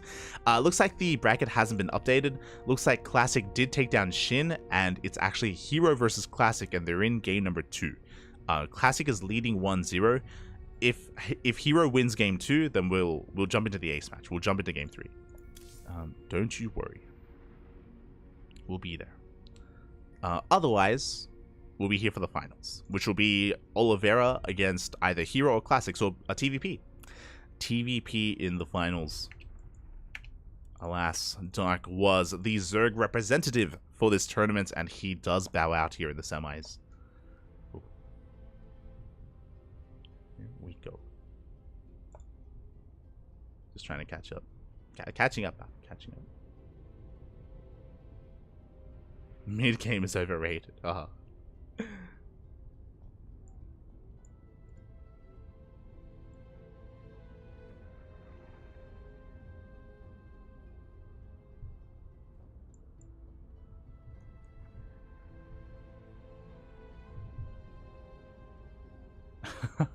Rewatch and see that Banshee's Death Wish. Alive 3 extra minutes on 1 HP. Oh my god. What great crisis management from Ollie. Yeah, true. That was really good, actually. I don't wanna gloss over it, right? Like, it's not just that Dark failed his all-in, but Oliveira, he kept his cool. Like, despite him being caught off guard, despite him not being in position to scout the Nidus, he was able to kind of keep his eye on the ball, right? And just know what he needed to do, and that was to maintain control of his production at least. He was forced to lift up his main, but he was able to crank out his tanks, hold on to his production, and hold on to that position, and yeah, eventually come back. Like, it's really good.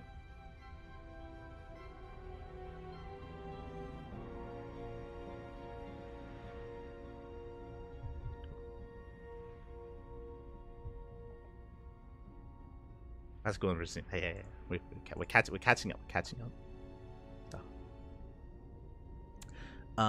But with that. This experiment by Dark was a fail. I mean, I think you're I can see that you're harping on the nerf angle.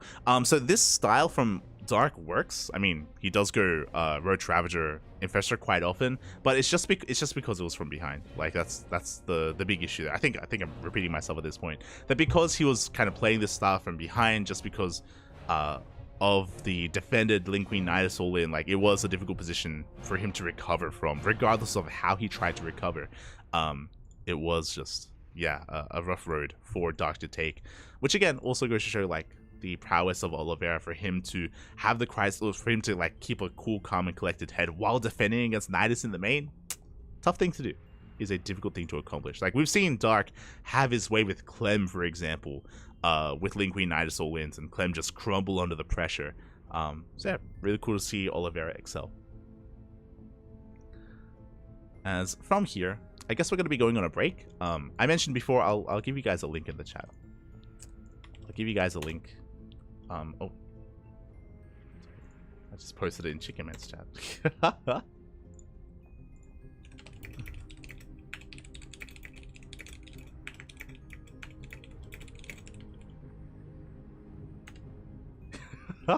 Sorry. So I gave you a link to Chicken Man's chat Chicken Man's Twitch channel in the chat. They're currently in Hero versus Classic, so you can tune into that. We're going to be going on a short break. When we return, we'll have either the ace match of Hero versus Classic or the finals. See you soon. See you soon.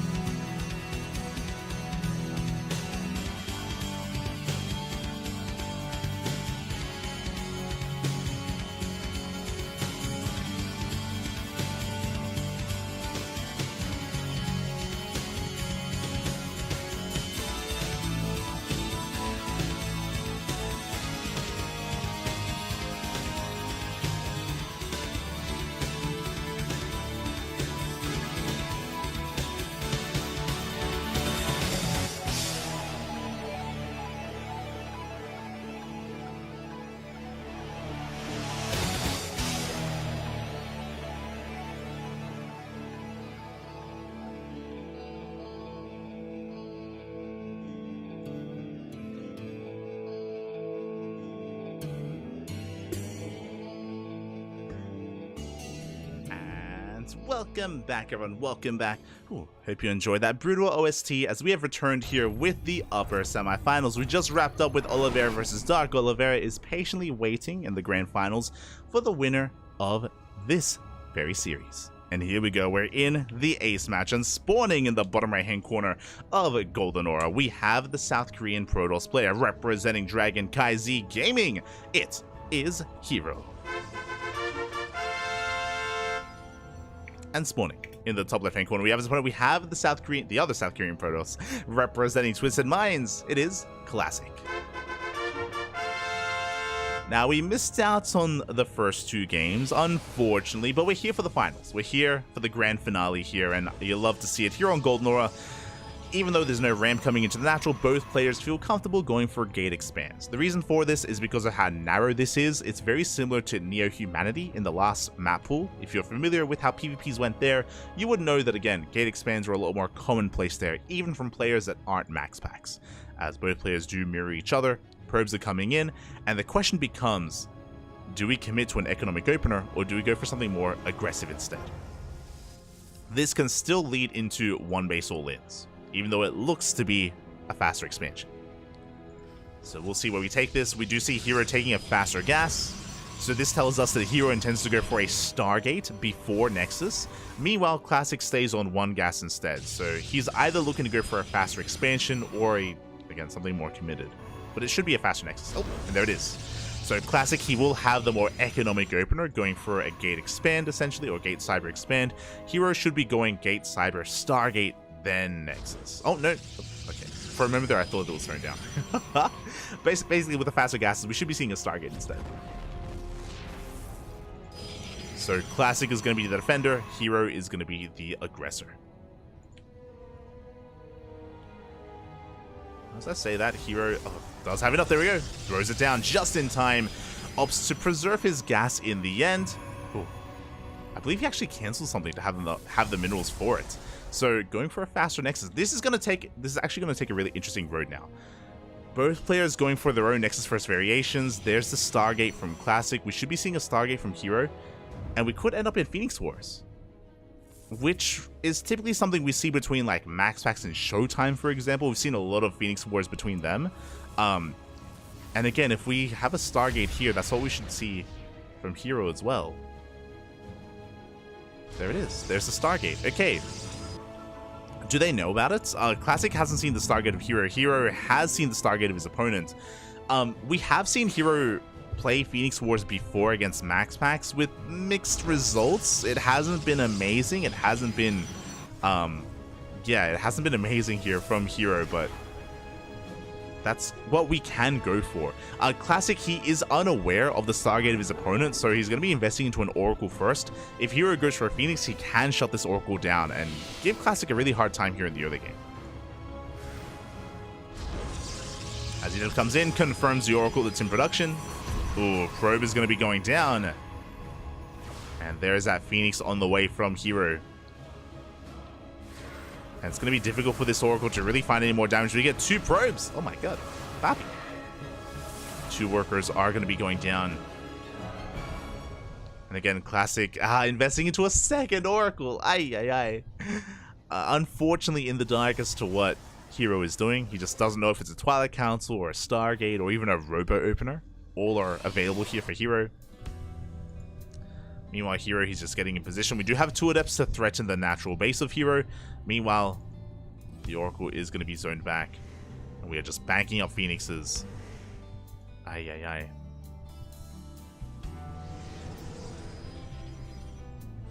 we commit to the shade. The wall was not a wall, and it looks like one worker goes down for now. We have a shield battery. We keep the rest of the probes alive. Phoenixes have been revealed. Oh, we get a second probe. With the revelation of these Phoenixes, I wonder if we're going to commit. We throw down a fast third immediately. I love this choice, by the way. So because we went Phoenixes instead of Blink or instead of Immortals, there's no way for the Phoenixes to really threaten bases like this. You can just take a fast third, and the Phoenixes can do nothing. They can't lift buildings. They can only harass mineral lines, or take down units, of course. And they're going straight for that mineral line. Meanwhile, the Oracles, they go across the map. They're aware that the Phoenixes are out of position. And what is their home to defend? We have a couple of shield batteries, we have some stalkers.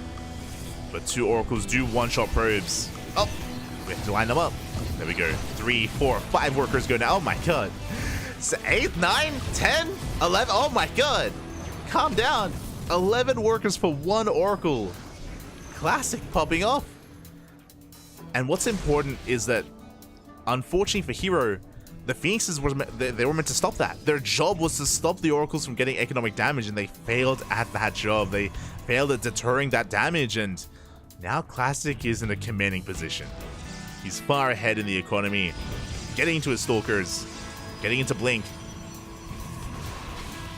And Hero has some catching up to do. He's doubling down. Proxy game. Let's go. Hero has, what is it, 3 gates back at home. We have 2 more on the way. It's going to be a 5 gate, I believe, 2 base all in from Hero. It's all or nothing here. I mean, he has to at least break this 3rd to try to catch back up economically. He's down. He's far behind in workers. More lost mining time. Looking at the armies, Hero has an even Stalker count. This is not looking too good, I'll be honest. The stasis! We go for the stasis in the natural base. 2 oracles do get trapped. 2 probes, sorry, get trapped. And again, Hero has to double down. But by the time Blink finishes for Hero, it's going to finish for Classic as well. Again, Hero slightly ahead in Stalkers. He has Phoenixes. He has Phoenixes to help support. Likewise, we have a shield battery. We have an overcharge. We have to pop it. The boys are being pulled. Can Classic hold on? Trying to focus on as many of these Stalkers as he can. The overcharge putting in a lot of work. Classic holds. He does barely hold on. He took down 3 Stalkers and 1 Phoenix. Oof, but he's losing a little bit too much. Yeah, Hero coming in from behind as well. Coming in for a surround. He collapses on these Stalkers. And Classic, he just doesn't have the numbers he needs. It looks like Hero is going to be able to break this position, break the army, and snowball out of control. Sure, Hero may have lost 11 pros, but he cut workers a long time ago. Like he is all in. And it looks like Classic was just a little bit too greedy behind this. Invested in all these probes, invested in his economy. We have the Immortal coming out now, but it may just be too late. One is such to support the Immortal. We're going for a big warp in. But the Immortal does go down.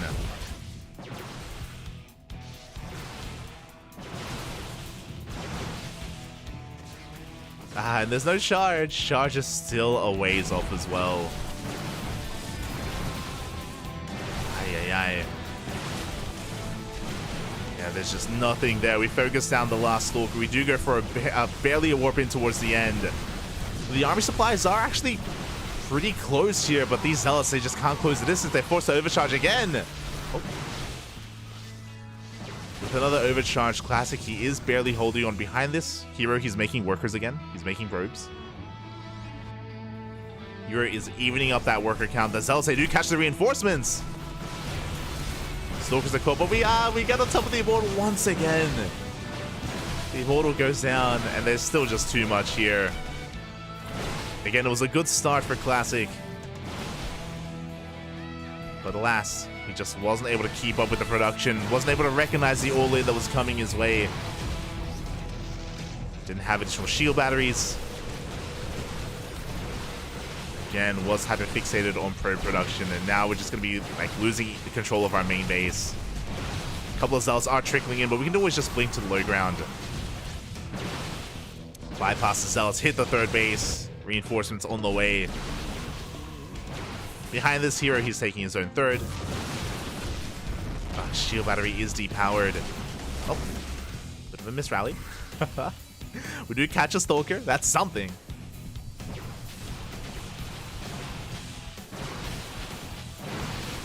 But again, especially in a mirror matchup, it is just a numbers game at this point.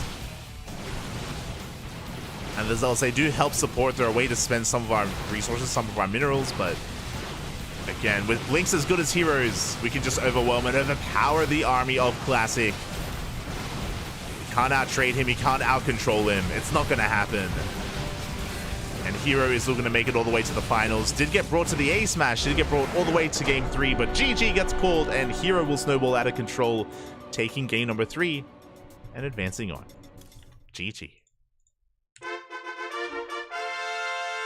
GG, well played. Hero, very similar to Dark. If you lose too much workers, like Dark does this as well. Hero's really good at it. Lost so many probes. He's like, okay, I know that it's a mirror matchup. I can't catch up here. I'm gonna just double down. I'm gonna throw down 2 more gateways. Just go all in. GG. GG, well played. With that, Hero advances on, and we're getting ready for the grand finals. My condolences to Classic. Classic did very well for himself making it this far. Did very well for himself making it to the final. Sorry, making it to the semis. But does meet his end here against his nemesis in Korea. Like Classic and Hero, they're the top 2 Protoss players, and they do go back and forth. Oh. They do go back and forth. Oh.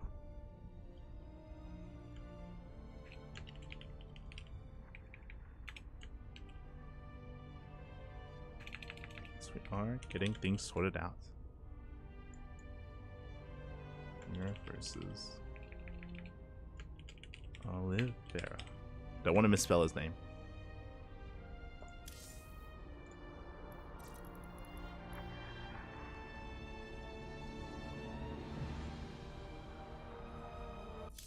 Vetoes are underway, and yeah, it is going to be that TVP. Oliveira has been patiently waiting for his opponent, preparing for this finals, and as well as a reminder, it's going to be a best of 5 grand finals.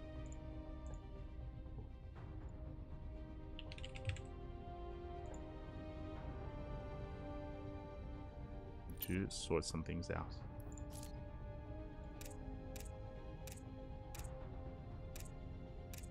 Alright, I'm just sending some replays over to El Pollo, El Chicken Man.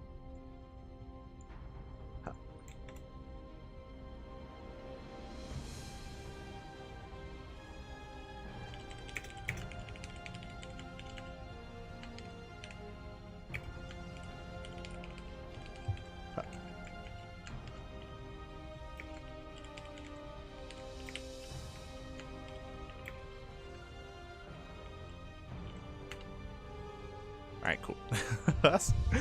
Sorry, I was just a little bit distracted. But yeah, just sending some replays over to Chicken Man, because he does want to cover Oliveira versus Dark after the finals. So I do not blame him at all as we get ready for our own finals match here. Ready for our own best of 5. Predictions will soon be open as well in the chat, so you can place your bets on how you think the series will go and which direction this will take us in. It's honestly a little bit hard to predict.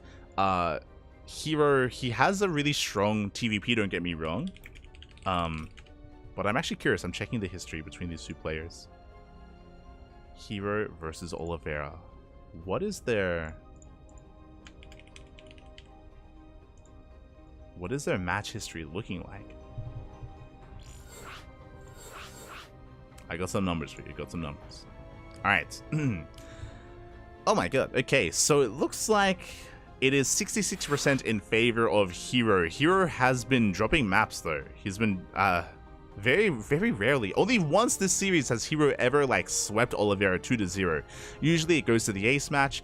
At the start of the year, Oliveira was looking more dominant. Oliveira was winning week after week, and more recently, Hero has been the more dominant player. So there have kind of been eras here where one player has been stronger than the other.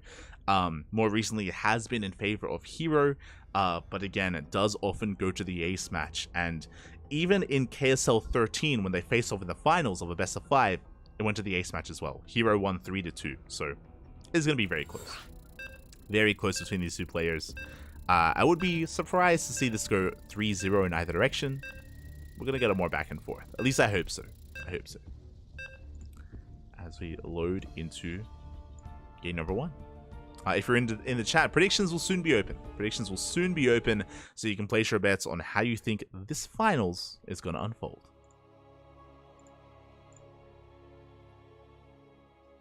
There you go.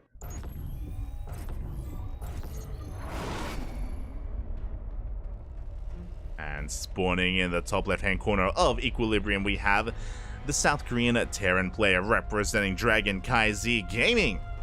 Just took down Dark. It is Oliveira. And spawning in the top right-hand corner, we have his opponent. We have the South Korean Protoss player representing CranKy Z Gaming. It is Hero.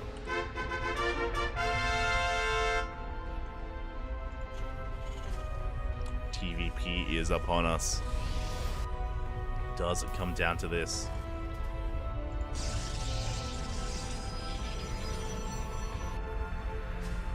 And we're going to be loading into Equilibrium, a bit of a larger map here. We have seen a lot of Protoss players in this matchup take advantage of the goal base, very similar to Royal Blood in the previous map pool. If you're familiar with Royal Blood, you would have remembered that in TVP, players like Hero, Max Packs, Classic, they could get map control early on, going for Blinkstalker based openers, and take the goal bases very early as well. Even take both goal bases. At least on Royal Blood, they were able to do so.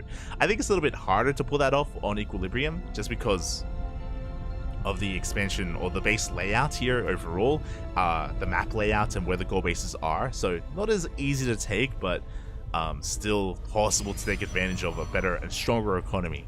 So we'll see how Oliveira approaches this. We'll see if Hero is tempted by that goal. But now, just Gate Cyber, oh sorry, Gate Expand into the Cyber Core. Standard opener here from Hero. Likewise, Oliveira getting into his own opener as well. Going for a rack to spend. Only one gas geyser, not going double gas, so very economic opener here from our Terran. This is kind of the standard amongst the Korean Terrans. Double gas openers in TVP have fallen by the wayside. They used to be very prevalent in the meta, but not anymore. Like they're more of a rarity nowadays. At least the Korean Terrans, and likewise Oliveira as well, are more fond of going for economic openers. I mean, I say that broadly. Of course, Gumiho is like his own player. Gumiho does his own thing, and he often goes for more aggressive openers, and I guess we have seen some players mess around with Cyclones. That is true, with like Cyclone based like rushes and stuff like that, but for the most part, rack expand.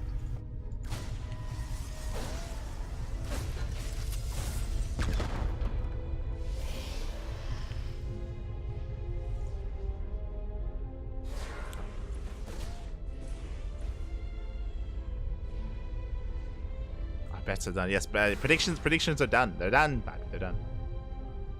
You have to be quick. Predictions, they were open for the first 2 minutes. First 2 minutes of the game.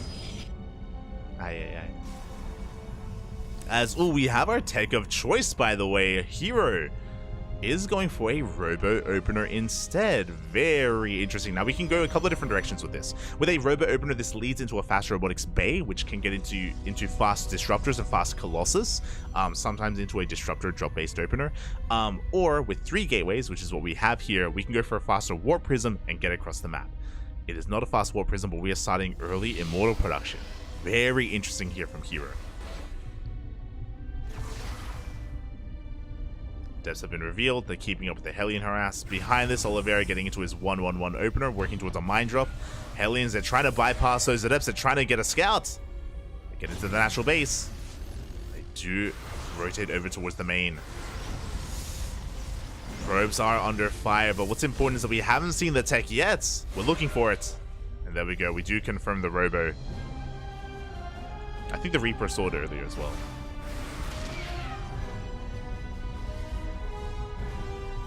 So again, robo openers are typically very defensive, which is why I'm a little bit shocked as the Observer is going to get shut down. Like, the downside of a robo opener is you don't have Phoenixes from map control, you don't have Stalkers from map control, which is why usually they're considered to be more defensive. So we do shut down that drop. And if we're going for a longer game, it's why this should also be leading into a faster bay. But I'm ready to see what Hero brings to the table as he is moving out. Ooh, and we're delaying the robotics bay, going for a Twilight Council and a Forge behind this. This is so interesting.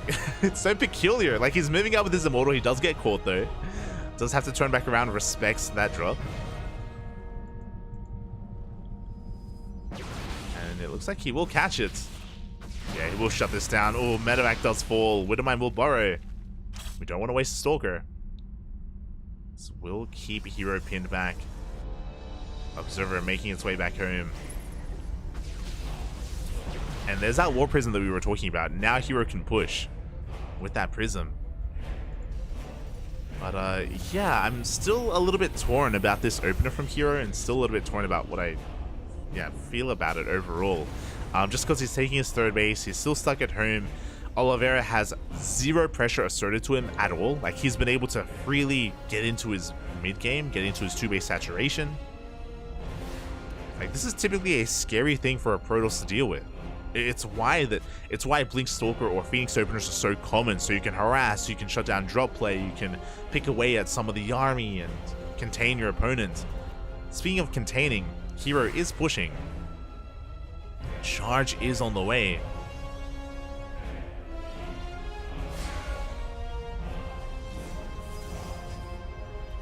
And yeah, we're warping in Zealots. Oh my god. We could even try to break the natural here with an extra wave of Zealots.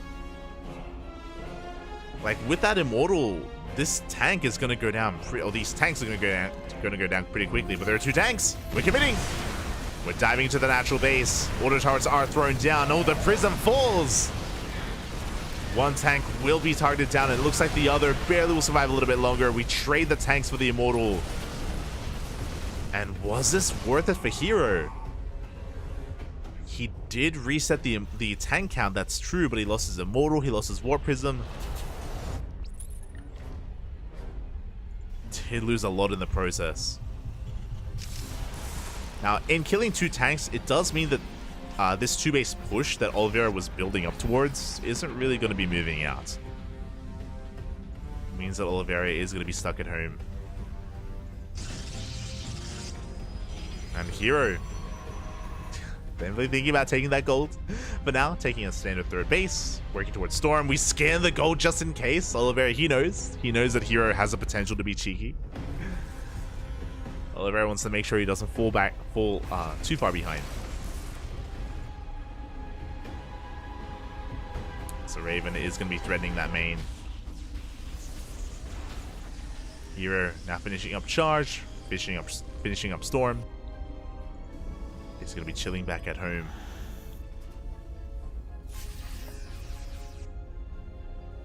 As Oliveira moves out, it is spotted by the Observer. He does see, he does know.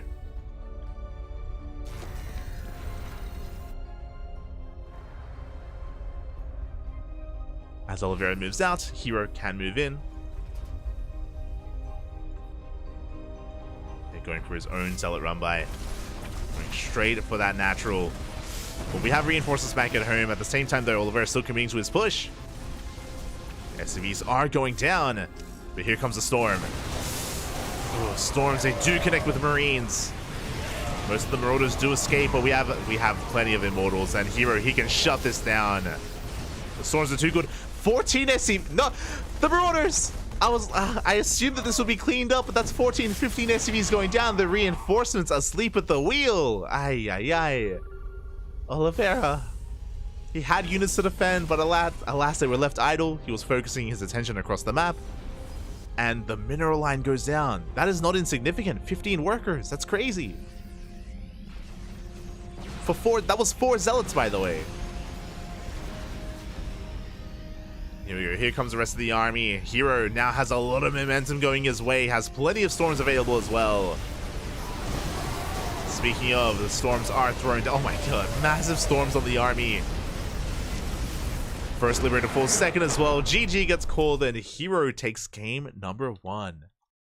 And that was a really odd game. From my side at least. GG. That was so weird. It was a robo opener from Hero for an early Immortal. And again, it did feel like that first push from Hero wasn't designed to end the game. Remember, he was taking a third. The first push was designed to reset the tank count specifically. And he barely pulled it off. He barely did reset the tank count, and that meant that he could get away with the third base and get into Storm. A really interesting playstyle.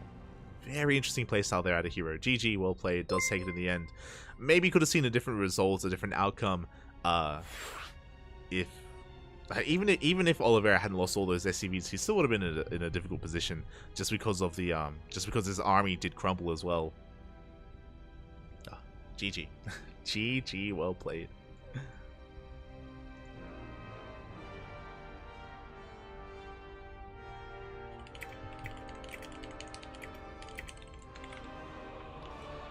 And with that, Hero will take a lead in the series. As he takes a lead, a big shout out as well in the chat. Thank you so much, Slowbro. Thank you so much for resubscribing for 4 months. Oh, gracias, papi, gracias. 4 months, papi. Thank you for the support. We appreciate it. Slowbro becoming a regular, despite only supporting us for 4 months. Thank you. It feels like a stream without like Slowbro or like Icelands become another regular as well. Wouldn't be the same. Wouldn't be the same. So welcome. Hope you're all doing well. Hope you're enjoying your emotes, enjoying your replays, as we're settling into game number 2. Número 2. And spawning in the top right-hand corner of Solaris, we have the reigning world champion. We have the Chinese Terran player representing CranKy Z Gaming. It is Oliveira. And spawning in the bottom left-hand corner, we have his opponent. We have the South Korean Protoss representing CranKy Z Gaming. Leading the series 1-0. It is Hero. We had a very unique playstyle in that previous game. I still want to like emphasize the fact that the playstyle there from Hero was not standard and was not normal at all. And I'm sure Oliveira felt very uncomfortable as well going up against whatever the hell Hero was throwing at him. So yeah, just a very interesting game. Very interesting as we're going to be settling into game 2. So far, Oliveira just going for his racks back at home. Interesting that he does throw it down here as a part of his, or next to his base instead of a part of the wall. Is in a way slightly more efficient because the SCV has to travel less time to throw down the racks and to come back into the mineral line. But here is just being so annoying. Oh my god. Almost getting a kill on that SCV. This probe, it's a menace. Get out of here. He wants it. Oh my god. He wants all the SCVs. Get out of here. As the probe is going to be forced out. Just going to be rotating around, regenerating some of its shields before going back in. Behind this, we have our gate. Oh, gate cyber expand here from Hero. No shot. Oh no. Dave! As we have lost one of our casters. Hopefully everything is okay. That wasn't a lag out, by the way. That was an intentional leave. So hopefully everything is okay on the side of Dave. He does end up dropping. Behind this though, just getting into our openers, getting into our expansion. With the faster gateway cyber though, Hero, he's just going across the map. He made it for a Zealot. Interesting choice. We have a CC on the high ground. I don't really know how much the Zealot can really accomplish just because the CC is thrown down in such a safe location. Oliveira going for a racked expand, then into the second gas geyser. Hero just continues to be as annoying as possible. Now we have a Marine. Now Oliveira should be safe. As once again, Hero going for another Robo Opener. I know that Hero can be a very trendy player, as in like Hero, he can have a certain playstyle and stick to it for like a week at a time before like switching gears. But yeah, 2 games in a row, Robo Opener. Into 3 gates, just like last time, just like game 1. Marine is going to get picked up. Nicely done here by Hero. Slowing down some of the army. Now, as opposed to the previous game, Oliveira, he is going for a 1-1-1 follow-up. That is true. But instead of going into earlier, like, Hellions into Widow Mines, he's going straight into Cyclones initially instead. So, Oliveira, he's going to have less drop potential, as in when it comes to Widow Mine drop and, like, harassment into the mineral line. But he's going for a drop nonetheless, just Cyclones and Marines instead. Cyclones, they got a lot of DPS, they got a lot of firepower. They can achieve quite a bit. Now, on the flip side, this is also more committed. A much more committed drop here from Oliveira. A little more expensive. So hopefully he can keep it alive. As this is something that I'm a lot more used to. It's going to be a Robo Opener into a War Prison first. Remember, last game, we went into a faster Observer into Immortals, which really threw me off. I was like, what? This time, War Prism to reinforce. Cyclones have been revealed. We do catch the Prism. At least try to. Yes. We do catch the drop, as the drop is going to be coming back. Racing back home. Stalkers, they have been revealed. And we can push forward. The goal here for Hero, try to get on top of those Cyclones. Good juggling. Breaking those lock-ons. Hiding back, picking up some of those SCVs. Once again, the juggling looking strong here for Hero. And he's just bullying this back, forcing more SCVs to be pulled. Oh my god, oh my, the Stalkers, they refuse to die. As we go for a Warp and a Zelda, we have a tank on the high ground, and with the tank, we should hold. Massive tank volleys, a big overextension from Hero. Losing almost every single Stalker. That tank, the real MVP, did some friendly fire with those SCVs, but regardless, he does hold. And Hero, he's not slowing down. He can't slow down. Scan into the natural, reveal saturation. Drop his, Banshee's on the way. Got a second Banshee in production. Hero, he bypasses the main army, goes straight into the main base. Very necessary. He needs Oliveira to turn around. And Oliveira is pushing. He knows that he can smell blood. He knows that Hero has nothing at home to defend.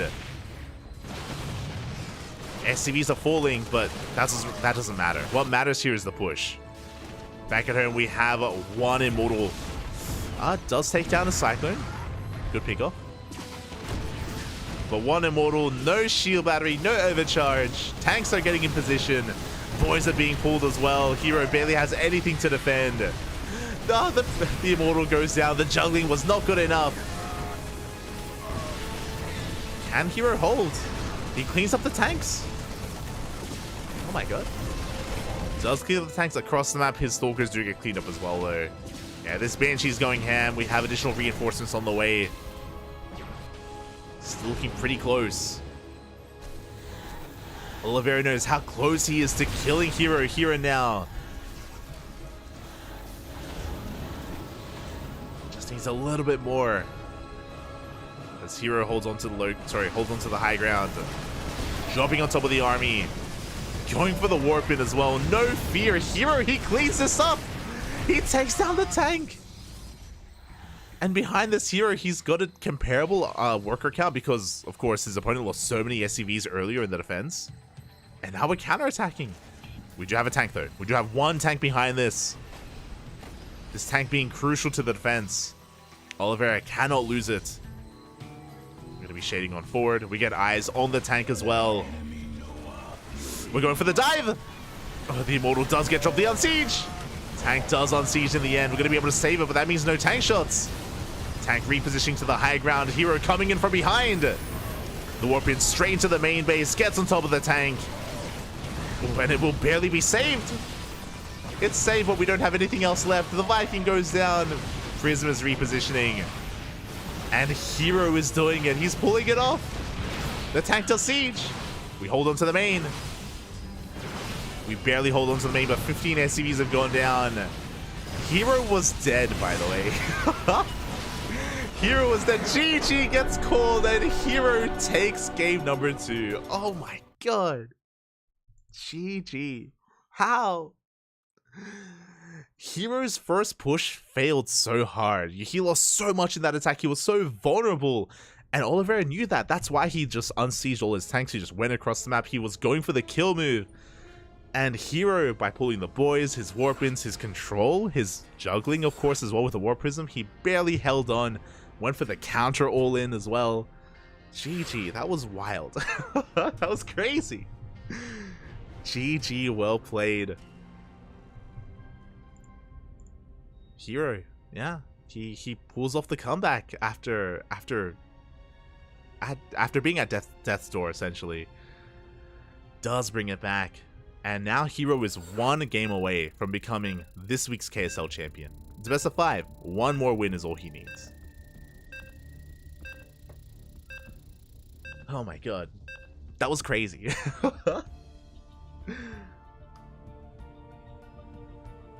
I'm not going to make it to the end of the series off to bed. Good night, Slowbro. Good night. Buenas noches.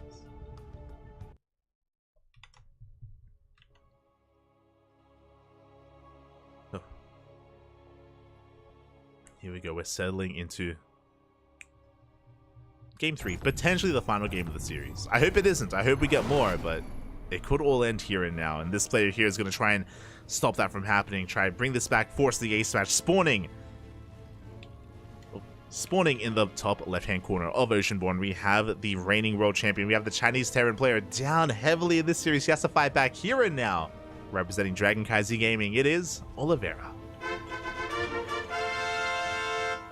And spawning in the bottom right-hand corner, we have his opponent. We have the South Korean Protoss, representing CranKy Gaming, one game away from becoming this week's champion.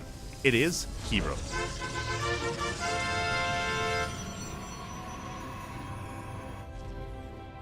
Let's go. Oliveira going for a proxy Rax. Now, what's important is that it's only a single proxy. There's only one Rax here, one SCV, I should say. One SCV out on the map, not two. He's taking both gases. Is this proxy Marauder? I'm very curious if we're going to be committing here to a tech lab on this Rax. We've seen some players even float into the main. If this was a float into the main, it would have been closer though. So I feel like just proxy Marauder is going to be the answer here. But oh my god! Hero is proxying his opponent as well. And who does this favor? I kind of... Who hits first? Okay. We're going Reaper, not Marauder. Bear that in mind. So the Reapers are going to be able to get into the mineral line first. And Hero is going to have a gateway across the map. No warp gate, by the way, so he won't be able to reinforce back at home with it. This is going to get really awkward. This is going to get crazy. It's going to get rowdy. Now, bearing in mind, because it's only one Rax, we're transitioning. We already have a factory on the way back at home. This is not an all-in from Oliveira. Oliveira, he is pivoting away from this. And the SCV, no shot. He scouts. He does come across the pylon and the second gateway. Reaper goes in. Reaper goes straight for that mineral line. And probes are going to be falling. We need good control here from Hero. Pulling back those weakened probes.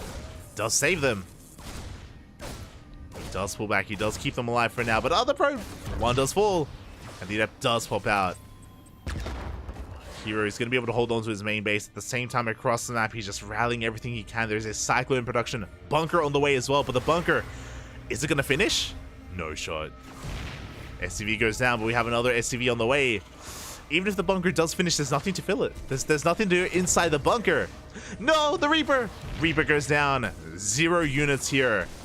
0 fighting units for Oliveira. He's down to 1 Cyclone. Soon to be 1 Cyclone. SCVs are going to be saved. They're going to be able to dive into the bunker. They are protected. Cyclone has arrived. Behind this, we're expanding. Okay, Hero, he's backing off. He is going to be backing off. Working towards another robo opener. Every game so far, Hero has gone for a robo opener of some kind. Yeah, it's just his way of playing this out. Meanwhile, that's a 1 base all in. Instead of throwing down a CC, Oliveira has thrown down 2 more Raxes. 1 base all in from our Terran player. One way or another, the game will end. Either Oliveira kills Hero or he dies trying. Let's go. This has just been such a chaotic start here. Cyclones are being dropped out. They can soon move out and harass across the map.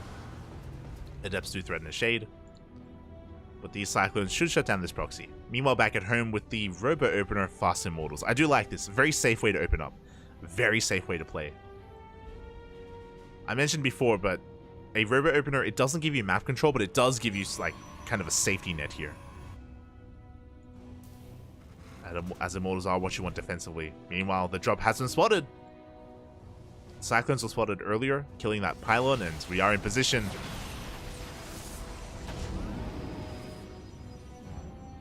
We do force the unload. Adepts continuing to threaten a dive, and they do make it in. They do spot the Raxes. A big scout here for Hero. The first time he makes it in, and he sees everything. And alarm bells should be ringing.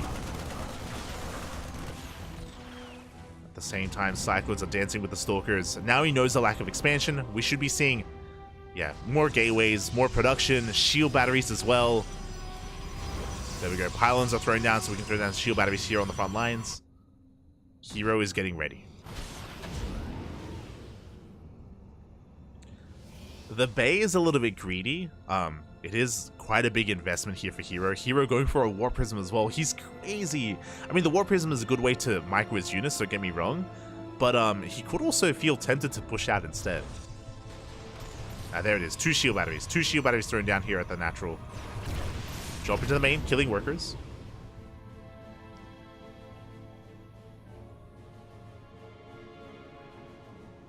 Speaking of the War Prism being able to juggle and able to kind of keep these units alive, we're getting into Vikings as well. And I'm not too fond of this move out. It's gonna be quite close here. I mean, it's scary for both players. Like, if the Prism gets caught out by the Cyclones or by the Vikings, like, the game could end. The game could just end then and there. But it looks like Hero just wants to try to catch the army and slow it down with these Immortals. Observer does spot it. He sees the Vikings, sees the army. Immediately, Hero, he is backing off, getting onto the high ground. He's following the army of Oliveira. Boys are being pulled. Is 2 shield batteries enough? We have a Colossus in production.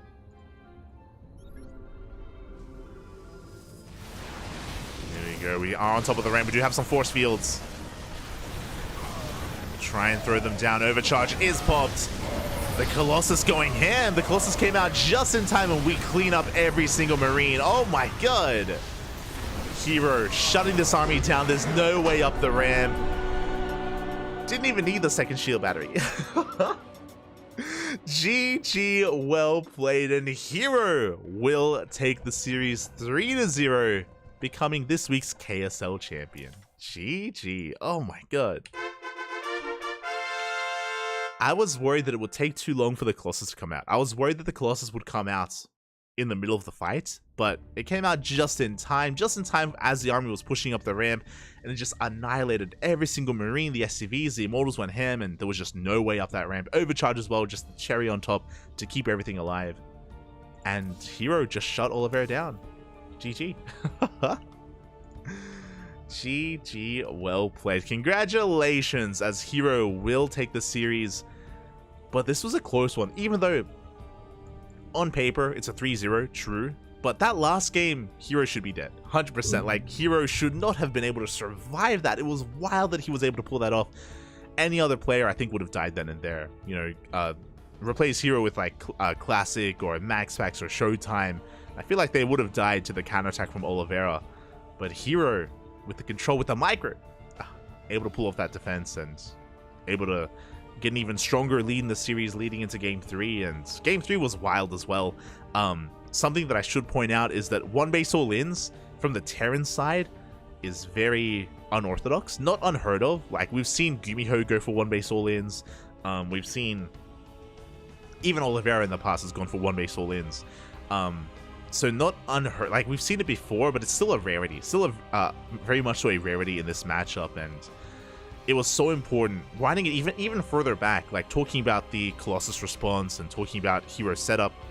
A lot of that also came down to the Adepts. Remember, the Adepts, they shaded across the map. It was a big moment for Hero to shade into the main and see the all-in. That was the tell. That told Hero everything he needed to know to get into the shield batteries, into the Colossus production, into his defensive setup. That arguably that was the game-winning move for Hero, able to get confirmation of what was happening instead of waiting for the Observer to come out instead or something like that. Because that Hero had time to prepare it. Yeah, GG. GG, well played. Congratulations. And with that, we will be wrapping ourselves up. Oh my god.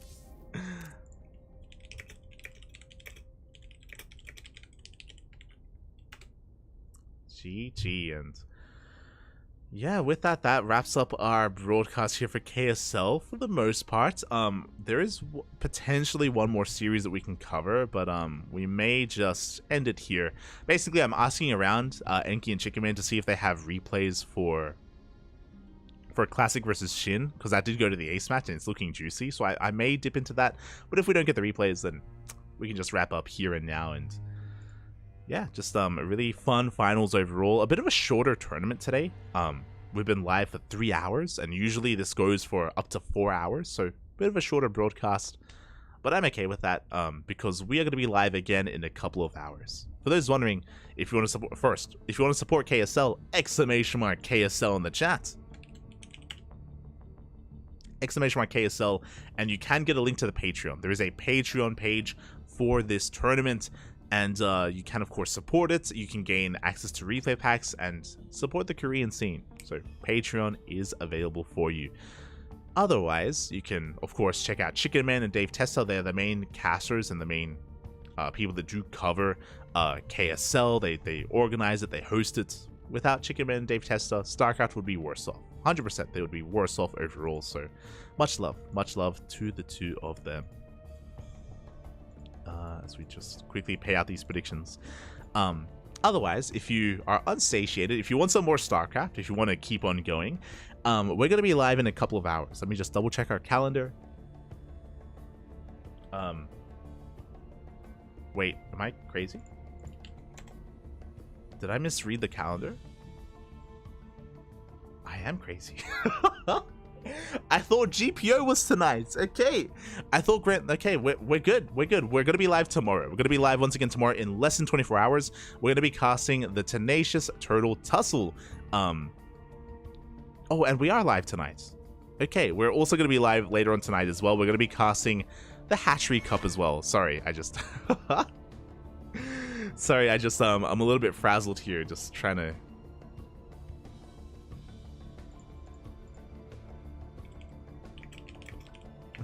I'm a little bit frazzled here, but we are going to be live later on tonight in how many hours time? It's going to be in 10 hours. In 10 hours time, we're going to be live with the Hatchery Cup. If you may be wondering, what is the Hatchery Cup? What the hell are you on about?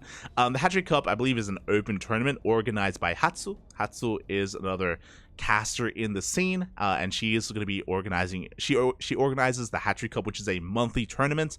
And for the first time, we are going to be casting it in English later on tonight. So that is going to be at 2 a.m. my time in 10 hours time, which is a ways away.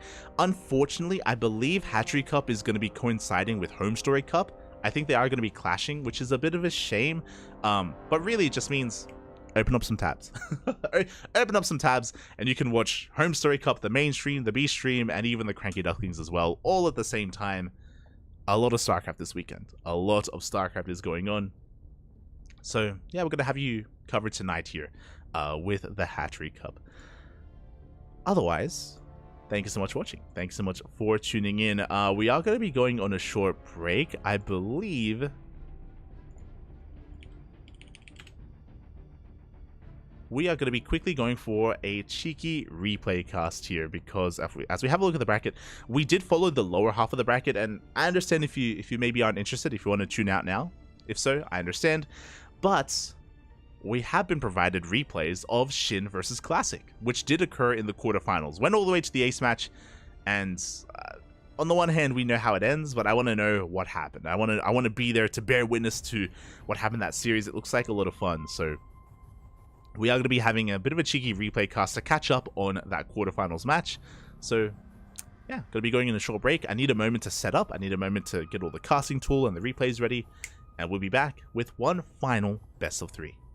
See you soon. Otherwise, if you're not interested in watching some of these replays, then thank you for tuning in. Thank you so much. Hope you had a great time. Hope you enjoyed the tournament.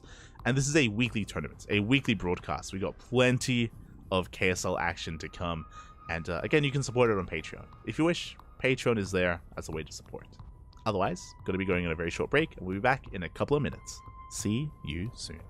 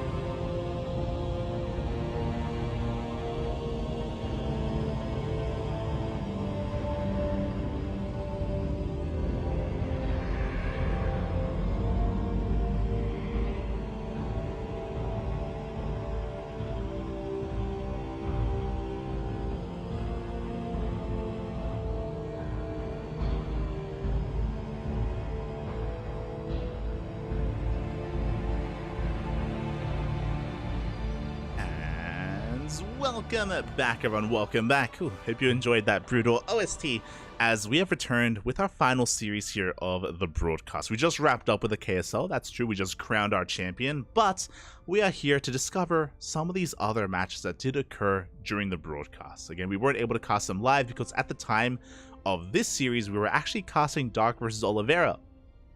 And even Oliveira versus DRG before that. So we kind of had our own path to the finals. I believe this series was casted by Chicken Man and Enki over on their channel. And I want to know what happened.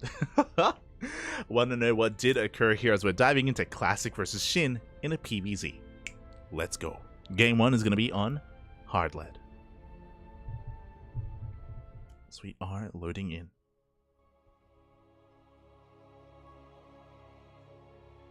Again, some of the best Protoss and Zerg players in the Korean region.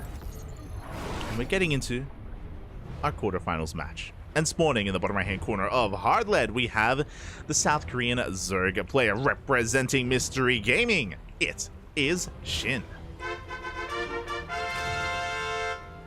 And spawning in the top left hand corner, we have as opponent, we have the South Korean Protoss representing Twisted Minds. It is Classic. For those that are curious, Shin is maybe a player that you haven't heard of. Shin? Who? What? Is there a new Korean player in the scene? No. Shin is Ragnarok. Ragnarok did go for a ID change a couple of months ago, basically at the start of the WTL season, which I think was around September. Around September-ish is when Shin, or Ragnarok name changed to Shin. And you may be wondering, why Shin of all things? Ramen? Shin is part of his IRL name. It is part of his IRL name, and I guess he's maybe wanting to rebrand a little bit and just be a little bit more, maybe even Korean friendly. I know that he does make he has a YouTube channel, he does stream, he does a lot of content for the Korean scene, and yeah, maybe just wants to identify more as himself and less so as Ragnarok. So yeah, a bit of a name change going on, and it does make sense. Does make sense. It's fine. Now known as Shin. It's all good. I have a hard time because whenever I say Shin, my brain thinks ramen. It just thinks of instant noodles, like instantly, which is not a bad thing. It just makes me hungry. I just want to eat some noodles. I have some noodles after this. For now, though, we're getting into our openers. Shin going for a Hatch Gas full standard opener from our Zerg player. Likewise, Classic going for a Gate Expand into the Cyber Core. Everything is looking normal. For now, things are looking normal, but both players thrive in the mid game, so I'm ready for some action. I'm ready for some chaos here, especially on a map like Hard Lead. Talking about this map, I'm a little bit surprised we actually didn't get to cast on this map at all yet today. Our first time loading into Hard Lead in the entire broadcast, which is wild to me, unless I'm forgetting like a game or two. But yeah, this is a short rush distance by ground. I believe the shortest by ground in the entire map pool.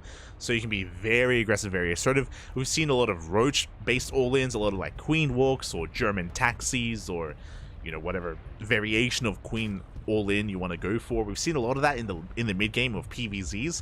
Likewise, we've seen a lot of ground-oriented aggression as well. Whether it's a Twilight Council opener or a Twilight Council follow-up, we've seen a lot of that here from the Protoss side of things as well.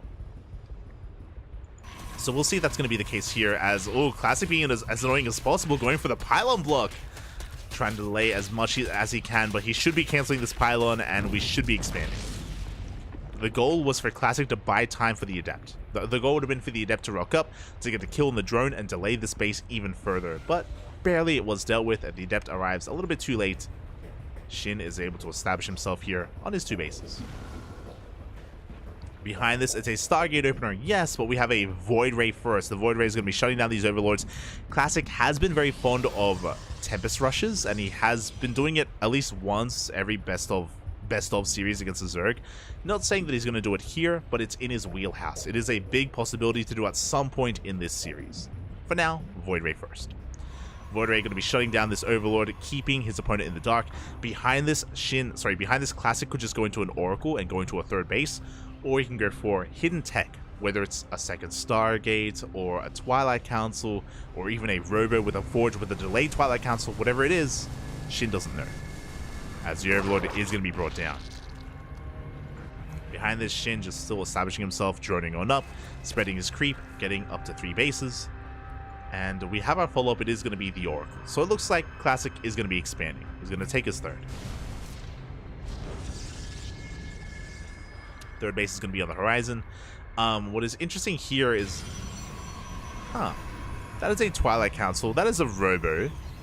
We are delaying the Forge. Typically, the Twilight Council comes alongside the Forge to get into +1 and Blink at the same time.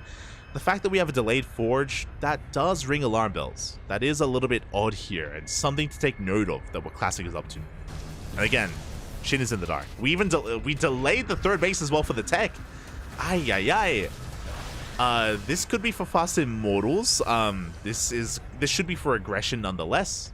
I'm curious what this is going to lead into. Third base now being taken, but the third is delayed. And I wonder if Shin is aware that something is wrong. Behind this, Lair is at a regular time here for Shin. He's saturating on 3 bases. Should be working on his 4th momentarily as well. Prism is on the way. We have a Gateway Explosion behind this. We are going into Archons. Okay. Curious. This should be Charged Archon. Yeah, there we go. Charged Archon on the way here for Classic. I believe this is designed to catch the Zerg player off guard and kind of surprise them with the eventual Archon drop. But yeah, a very interesting playstyle. Not of the norm. It's going to be 4 gates on the way. It's going to be 6 gateways in total. If we throw down any more gateways, then that will signify a much more committed push here from Classic. For now, Prism is going to be skirting the edge of the map. This Templar Archives is finishing up just in time, so this is going to be for an Archon drop, as we can warp in High Templar and morph in those Archons. Void Ray takes control of the Xel'Naga. Behind this, Shin is working towards +1 range, so he's going for a Roach Ravager heavy composition. +1 range tells us that he isn't really looking to go into much Ling Bane for the time being. Instead of going into +2 range, he could go into +1 melee, which will show us that he's going into a more like diverse style, but there it is. This makes a lot of sense. It's going to be Roaches into Hydras into Lurkers, as the range upgrade does lead into all 3 of those things, and the Hydra Den is on the way. But before we can talk about Hydras, here come the Archons. Archons as well as Zealots.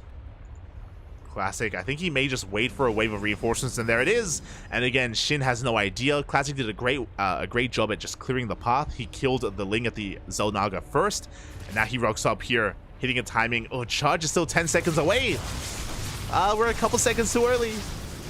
And charge just now finishes, but we have a massive Roach army, and Classic is going to be pushed away. The Zealots do nothing. Shin was ready for it. And Shin can now even... he can't quite go for a counterattack. He's still waiting for Roach speed, but he's in a good position here. Going to be droning up, getting his 4th. Just to make sure he doesn't lose too much to these Archons. As they do get a couple of drones. Oh my god. 3 workers will go down. Behind this, we're building up the Immortal counts, getting into +1 and Blink. Classic just trying to stabilize here on 3 bases.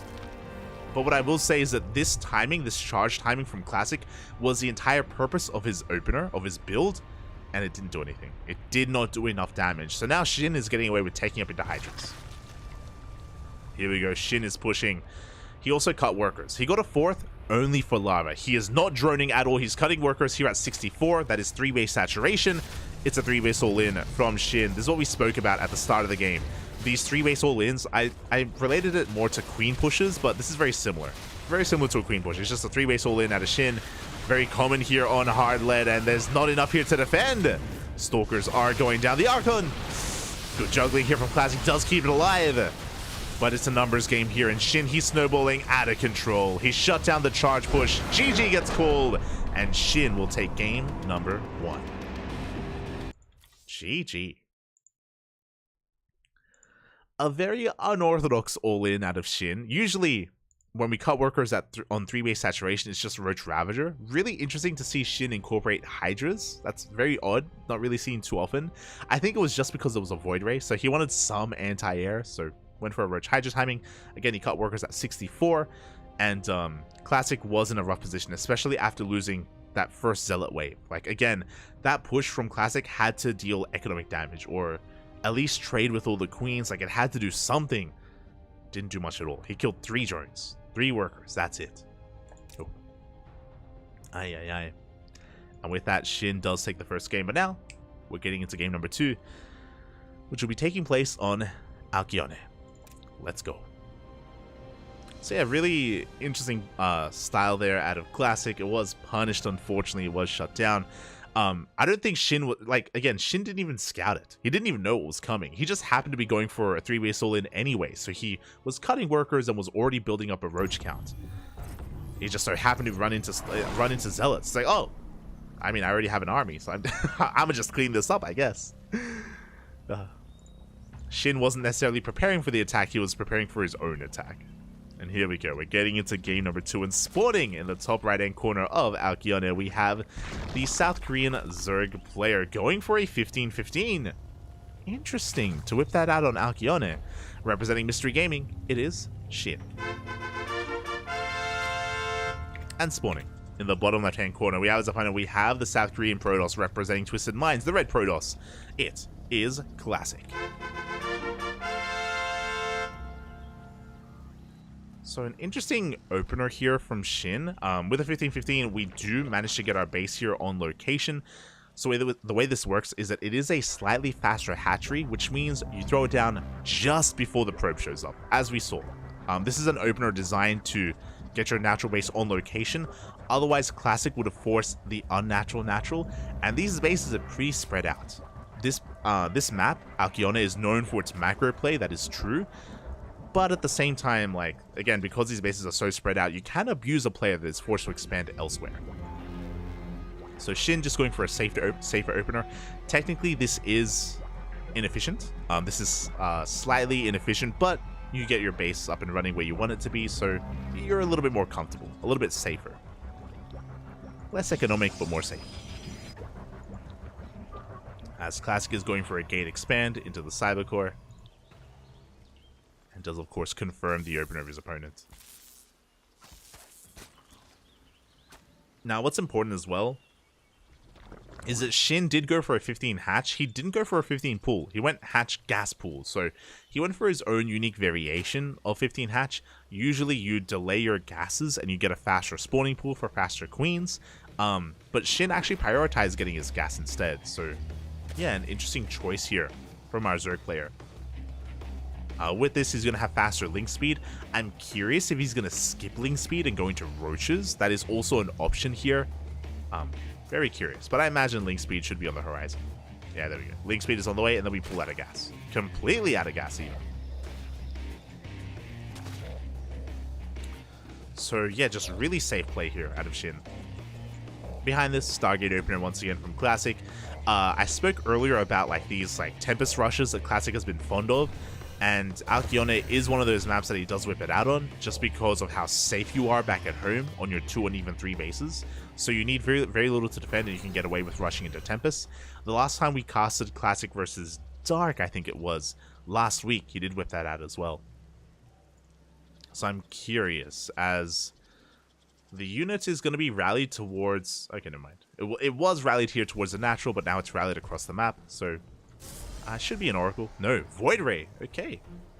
Show us what you got. Now, what I love here is that if you remember, last game Classic also went for a Void Ray opener. So the idea of opening up the same, but having a different transition, I love that. Just because, again, Shin, he's going to be thinking most likely about that previous Archon push and the charge timing and all that stuff. Won't really know what comes next. Could be anything. Could be the same thing or could be something different.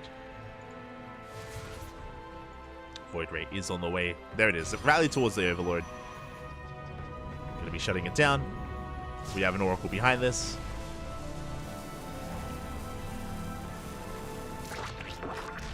And what kind of tech are we going to be going for? Looks like for now it's going to be Stargate into third base. Much more economic compared to last game. Remember, last game we threw down a Twilight Council and a Robo before that third. As Lings have arrived. Adept's not quite in position, but they do manage to rock up. They do force us back, and there's that third on the way. So this time, much more economic. Much more economic here from Classic. Not as committed to the charge, or not as committed to aggression. And there it is! There's the Fleet Beacon. We are rushing into Tempest. We saw this last weekend. So, I mean, we've seen Classic do this a lot. I mentioned that in Game 1, how he loves to whip this out at some point in a best-of series against Zerg. Whether it's a best-of 3 or best-of 5, he does this at least once, typically. So we're going to be racing into Tempest. Oracle has arrived. Oh! Oof.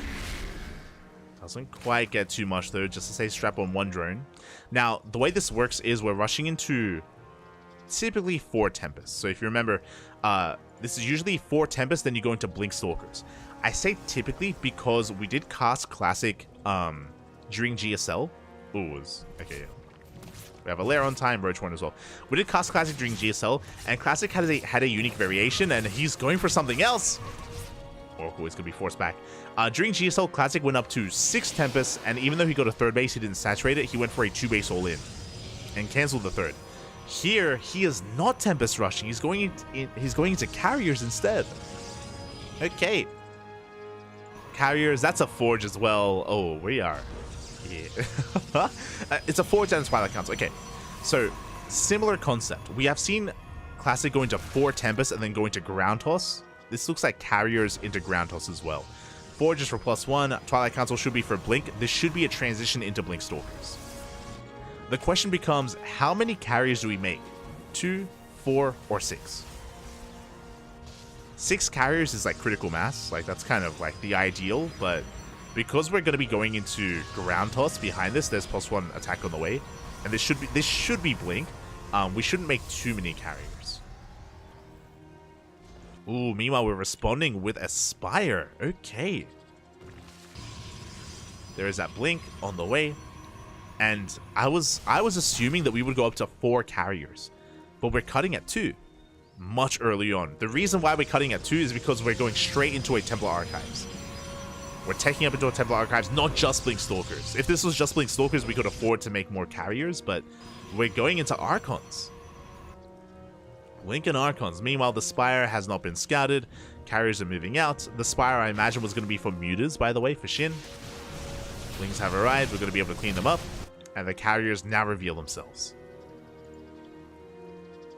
Shin, how many queens do we have? 7 queens. Spores are just now being thrown down. Shin caught completely off guard. But it's only 2 Carriers. Like, I don't really know how much we can really accomplish here. I mean, the main is looking more vulnerable. We can go for the queens. The Spire gets scouted. Oh my god. Spire has been spotted. We do focus down 2 workers before getting the hell out of there. Shin getting ready for his own Roach counterattack. But yeah, we're going straight to Storm, Immortal production. We have 8 Corruptors on the way. And I worry, if we invest too hard into Corruptors, I mean, that's what Classic wants. Classic, he wants the Zerg player to overcommit into Corruptor production. We're even investing into upgrades, +1 air attack. Sorry, +1 air defense. And Classic, he's just doubling down on Blink Stalkers and Storm and Immortals and everything around us. And what's scary is that Shin doesn't know. If he scouts this, then he can prepare, but he's still in the dark. Oh, there we go. He sees High Templar, he sees Stalkers. He sees the Immortal and the lack of Carriers. Shin did make an extra wave of Corruptors, unfortunately. And he will get on top of one of these Carriers and should get the other as well. Meanwhile, Storm going to be zoning away the ground army, gets both Carriers in the end. And we still have more Corruptors? More Corruptors are in production. Some of them did get cancelled. Not all of them, though. That is worrisome. That is dead supply in a way. I say in a way because Corruptors can still try to caustic spray down some buildings. But what they can add to the game here is very limited. We're up to 8 Corruptors. And we're going for the natural. Stalkers are in position. We have a shield battery. We have an overcharge. Oof. Army is forced back. At the same time, Shin going to be threading that forth, but the Storms are here. Good dodges on the Vials. Solid dodges here from Classic. Void Ray is going to get picked off by those Corruptors at least. They do gain some value. Stalkers are going down. Where's the overcharge? We do have the overcharge, but maybe 1 second too late. Immortal goes down as well. And the overcharge is going to get biled. Shin, he is gaining ground. But the Stalker count is getting higher and higher. The Biles, they do not connect. We dive on top of the army. Bold move here from Classic, but he smells blood in the water. Yeah, he's chasing down these Ravagers one after the other. Oh, Biles will connect. But Shin, he's lost his momentum. He's being chased down. The target firing, the focus fire. We lose another 2 Ravagers. Cross map. Corruptors trying to find some damage, but they don't find anything. Yeah, they're getting picked off. If the Corruptor count gets reset, we could go back into carriers. Bear that in mind as well. That is possible. But I don't think we need to. The downside here, as Classic has been building up his ground army, is that Shin is woefully underprepared. No Lurkers, no Hydroden. He's going into Lingbane Roach Ravager, which is okay, but Baneling Speed is still in production. Again, this is a late reaction and a late transition into a more robust ground army. Right now, we're only defending with Roach Ravager, and that is a little bit scary. Scary for Shin. He needs a little bit more time. He needs time to get into those Banelings. Meanwhile, Classic, he's ahead in workers. He's ahead in economy. He's up to 84 probes. Getting his 5th base up and running. Getting a 6th base as oh my god. And Shin just can't do much about it. Not yet. He's maxing. Now, Lingbane Roach Ravager, its strength here is in its mobility. It's in its ability to surround. Its ability to come in from behind and get on top of those High Templar. If we attack from one angle, Storms are just going to have their way with this army. And there are the Storms! They connect with the Lingbane. Massive Storms here on the army. Lingbane is running out. We do take down the High Templar. And it looks like Shin can barely force this back, but he runs out of Lingbane. We still have more Banelings behind this. Is it enough? It looks like it is. We force back the army. Biles! They take down the Prism. Just barely. Ooh.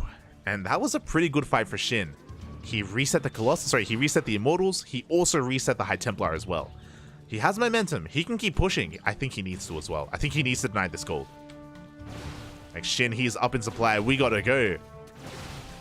But we have plenty of Stalker reinforcements.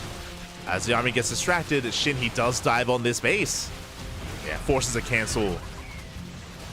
Very necessary there from Shin. But has he seen bottom? He does now see bottom right. Not saturated yet, but we're getting there. There it is. Caustic Spray on the Nexus. Files are going to be connecting.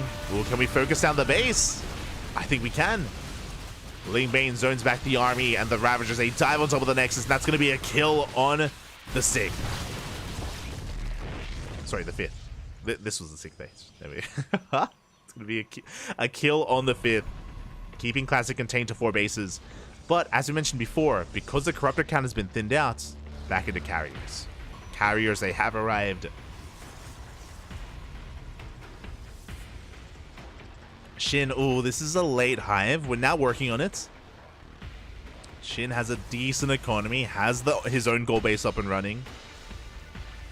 Is remaxing, but so is Classic. And here are the Storms. Once again, massive Storms here on the Lingbane. Army trying to come in from behind. Biles, they connect with the carriers. But this time the High Templar survive. And we have 1 Storm left. It will connect. A good trade here from Classic. Keeping 2 High Templar alive, morphing in an Archon. The carriers survive as well, and we can push. Corruptors are going to be focused down. We need more anti-air. We need those Corruptors. So we are getting back into them. And what's important here is that Shin was forced back. Not just that, but Classic is double expanding. And he's getting away with it. He's getting away with this goal base. Shin needs to stop it, and here we go. He's going for a big Link counterattack. Does this time take down the 6th base. The goal being the 5th now. Does force a cancel. But the gold is getting up. And now we have cannons, shield batteries on the way. This base is becoming more and more fortified. And as it's getting fortified, I feel like Shin has to recognize that we're getting into a longer game, and we need to expand. We need to, like, mass expand here on the top left. Take all these hatcheries. All these bases. Without them, I mean, Shin does have a bank to work with, but again, this game may go on for quite some time. I think they go in for a big run by, but alas, they didn't find anything. They force back the army.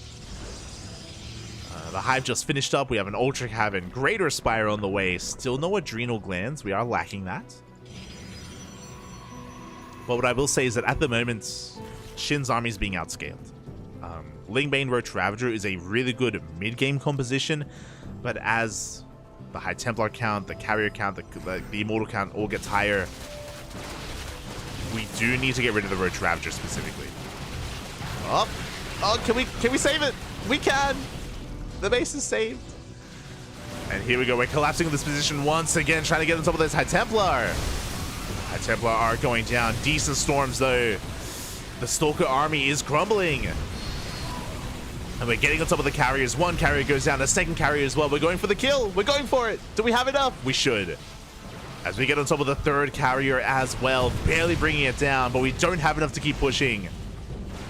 Classic holds. He does hold on just barely. But he's down to one carrier. That was a good fight. That was a good trade here for Shin. And if you notice here, he's not replacing his Roach Ravager. He's doubling down on Lingbane, making room for more Corruptors. And again, he did need to trade out that Roach Ravager for a more efficient army. And now he's taking more bases. As he gets rid of the Roach Ravager, we have Ultras on the way. The role of the Ultra is once again to get on top of the High Templar, to force out the storms, and once the storms get cleaned up, then the Corruptors can dive on top of the carriers. It's the role of the Ultra.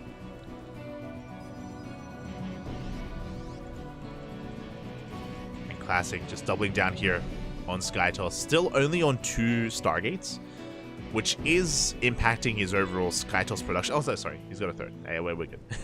He's on 3 Stargates. Can produce 3 carriers at a time. If he had the economy for it, he's still building himself back up. Now, the question for Classic here, he can still stay on these 6 bases. Doesn't have to worry about the 7th base yet. But once he does, he can either expand forward here towards his opponent or backwards. And there it is.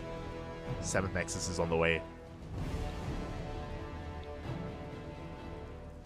Now, what's scary is that Classic is up a base. As Classic is getting a 7th, Shin is getting a 6th, which is crazy. And here we go. Ultras are pushing on forward, trying to crash into this Nexus. Big storms. Not quite connecting on the Banelings, though. Only on the Ultras. Okay, he's rolling in from the left-hand side to the left-hand side. Stalkers being warped in as well. Big storms on the Corruptors this time. But once again, we're diving on top of the carriers. There's only 3 of them. The carriers are going to go down. But what about the Stalkers on the ground? The ground army. The Stalkers, they are going to clean this up. They reign supreme. They take down the Roach Ravager. They take down the Ultras. And Shin loses everything. 1 carrier survives, and the Stalkers make it out as well. Ay. Initially, it was looking okay. Initially, it was looking okay for Shin, but committing up the ramp into the gold base, that was an overextension. He does deny a base here on the left, but remember, Shin is even on bases, which is never a good thing for the Zerg.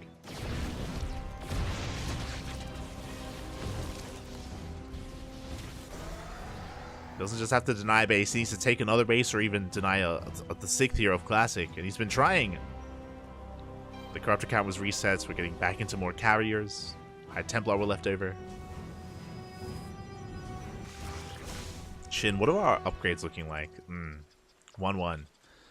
Shin, he's still only on 1-1 upgrades. A big reason for this as well is the lower economy of Shin. Like, we were speaking about his low base count, true, but he's also oversaturated.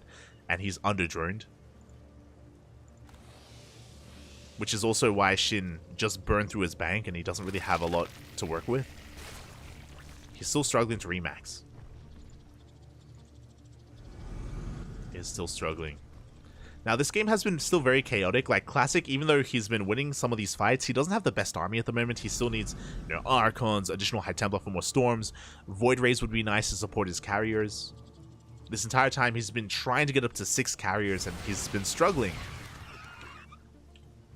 But now we're working on our 7th, soon to be our 8th carrier. Jesus. The carrier count getting far higher than ever before in this game. And Classic, instead of expanding on the left-hand side, he is expanding towards his opponent. Oof, this is brutal. If he gets this base up and running, this is going to be a staging ground here, a launch pad to push towards the bases of Shin. Shin cannot allow this, but he may have to. Corruptors from behind. Storms on the Ling Bane. Storms on the Corruptors as well. As we do get into some of these High Templar, we clean up the ground army. Oh my god, the Ultra's going ham. And Classic, has he overextended? Does he have enough carriers?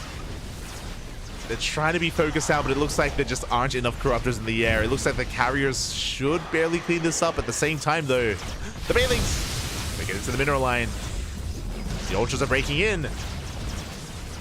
The Ultras are barely breaking through, but the carriers did reign supreme, and they turn back around, and they're going to clean this up.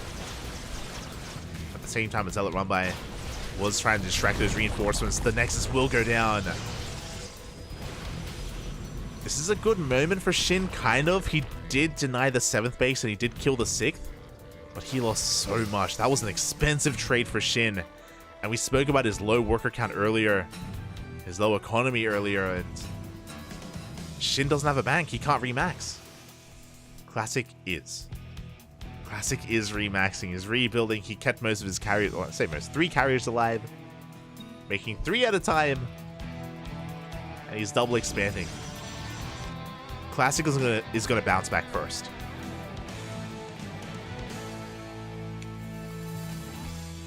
And Shin, he just doesn't have the economy, doesn't have the gas count. He didn't take these gases here. Just now taking them, just now expanding towards the left-hand side. Again, there was nothing stopping Shin from expanding and taking the space much earlier, especially with the Retracing Gas Geyser. There was a lot of value here, and Shin just wasn't thinking that far ahead. I'm pretty sure he was assuming he could maybe kill his opponent earlier, which is why he was so aggressive, but yeah, he's being punished for it. Being punished for not expanding, for not taking advantage of the economy earlier. Ooh, that's a kill. That's a kill, not a cancel. Not bad. Not a bad moment there for Shin. He's going to be able to get himself some of these workers as well. Oh, at the same time, though, the bases are being denied. And Shin, he rotates over with all of his lings, most of his lings even. Is that good? So we do force a cancel. That was so close. That was almost a kill. Again, the upgrades, I say the upgrades. A lot of what's hurting Shin right now is because of his worse economy. Like, he doesn't have the money to afford upgrades right now. He can't even remax. He has just been one step behind for quite some time now.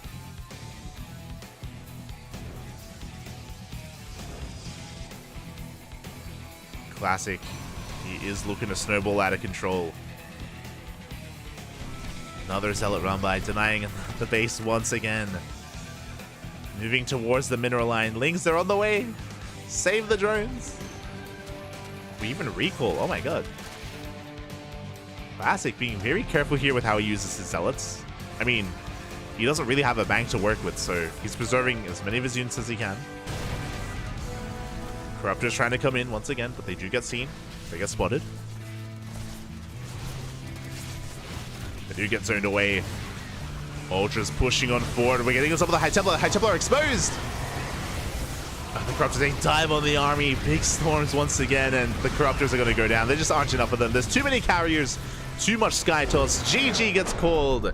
And Classic will take game number 2, tying up the series 1-1.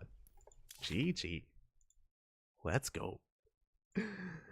GG, well played. With Classic playing in a very unique style. I'm very used to seeing Classic rush into Tempest, so very refreshing to see him rush into carriers instead, but the same kind of outcome, the same game plan, where with this build that Classic has been very fond of, whether it's Tempest or carriers, the goal is to switch into ground toss. The goal is to force an overreaction early on, which he did achieve. He forced out an extra wave of Corruptors that weren't really necessary, and that was a lot of dead supply, but things didn't really go the way that Classic was hoping. It was quite back and forth, and Ragnarok was able to win a couple of fights, was able to gain map control. I do think that a lot of this game, a lot of the onus does fall on Shin, does fall on our Zerg player, just because for a long time, it did feel like he did have a lot of freedom to expand and take some of these bases on the left-hand side, and he chose not to. I would kind of paint it as he kind of chose not to, because he wanted to end the game earlier. He wanted to try to break Classic earlier, and he almost did at times, but because he wasn't killing Classic, because he wasn't able to clean up the army the way that he was hoping, Shin was in a way all in. He was kind of like pseudo all in, because he didn't have the economy to sustain himself going into a longer game. And Shin took advantage of him. And now we're getting into the ace match. We're getting into game number 3. It all ends on Site Delta. Let's go.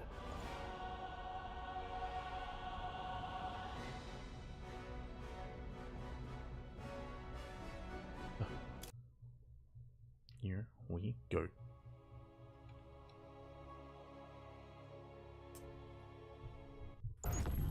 Personally, though, I love that we're, again, getting all 3 games. We're getting to the ace match. That's all I want. That's all I ever want. And here we go, spawning in the top left-hand corner of Site Delta, we have the South Korean Zerg player representing Mystery Gaming. It is Shin. Being forced into the ace match. And spawning in the bottom right-hand corner, we have as opponent, we have forcing the ace match, our South Korean Protoss player representing Twisted Minds. It is Classic.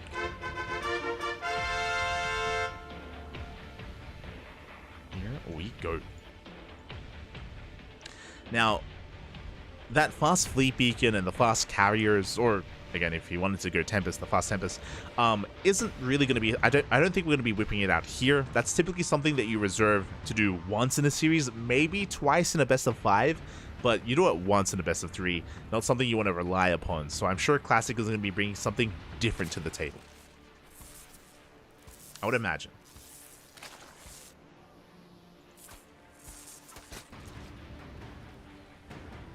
So probe is going to just be as annoying as possible, tasing away at those drones. Eventually being forced out. It is going to be a hatch gas pool opener here from Shin. Again, the rush distance by ground is a little bit longer on Site Delta. Didn't feel the need to go for a 15 hatch or anything like that. Able to take his natural on location. And we're just going to be easing our way here into this game. There's, again, no early gas, no early spawning pool, no 2-gate opener, for example. Everything looking normal. And everything should look normal on Site Delta. This is one of the few maps in the map pool that has a ramp leading into the natural, so because of that you have like an extra defensive bonus here with the high ground. So aggression early on is typically ill-advised on Site Delta. It's a little bit more difficult to pull it off compared to some of these other maps. So again, we're just kind of easing into this. Second pylon is thrown down here on the edge of the base. This looks like a pylon for a Stargate. So looking to be a Stargate opener here. Once again from Classic, he's been going for Stargates every game so far in this series. But it's about what happens after the Stargate. That's what we're really concerned about. Well, that's what I'm interested in. Stargate is on the way. Now, we've seen Stargate into a delayed forge into Charge Archon. If you remember, that was game 1, Charge Archon out of Classic. Game 2 was the Fleet Beacon into second Stargate. Game 3, what are we feeling? What are we feeling? Also, every game so far, Classic has been going Void Ray first. I would love to see another Void Ray first opener again from Classic, even if he goes for a fast third, even if he goes into an economic standard build. A faster Void Ray is just going to keep Shin in the dark and keep him guessing once again as to what's going on, because he's going to be thinking, is it carriers again? Is it Charge Archon again? Like, Classic has been so wild this series, and it's going to keep him guessing. And there it is, Void Ray for a third time. I love it. Again, even if Classic is going to play standard, it's just a really good way to kind of play on the mind of Shin. The mind games, Papi, the mind games. As the Adept is going to be threatening a Shade. Just gets a scout off. He confirms the lack of fast Lair, which is really important, so no Nidus all in, no fast like Spire or fast all in general or aggression, no additional gases. Classic just confirming that everything is as it should be. Void Ray does reveal itself. And we have our follow-up. That is going to be a Twilight Council before the third base. Oh my. Okay, this looks like Glaive Adepts. I could be getting ahead of... Oh, so we did have a pause during this series. Looks like we had some issues, but everything got cleared up. But this screams Glaive Adepts. Now, we have seen Hero go for a Twilight Council follow-up into a 2-base Blink Stalker all-in. Hero did do that, I want to say 2 weeks ago in KSL.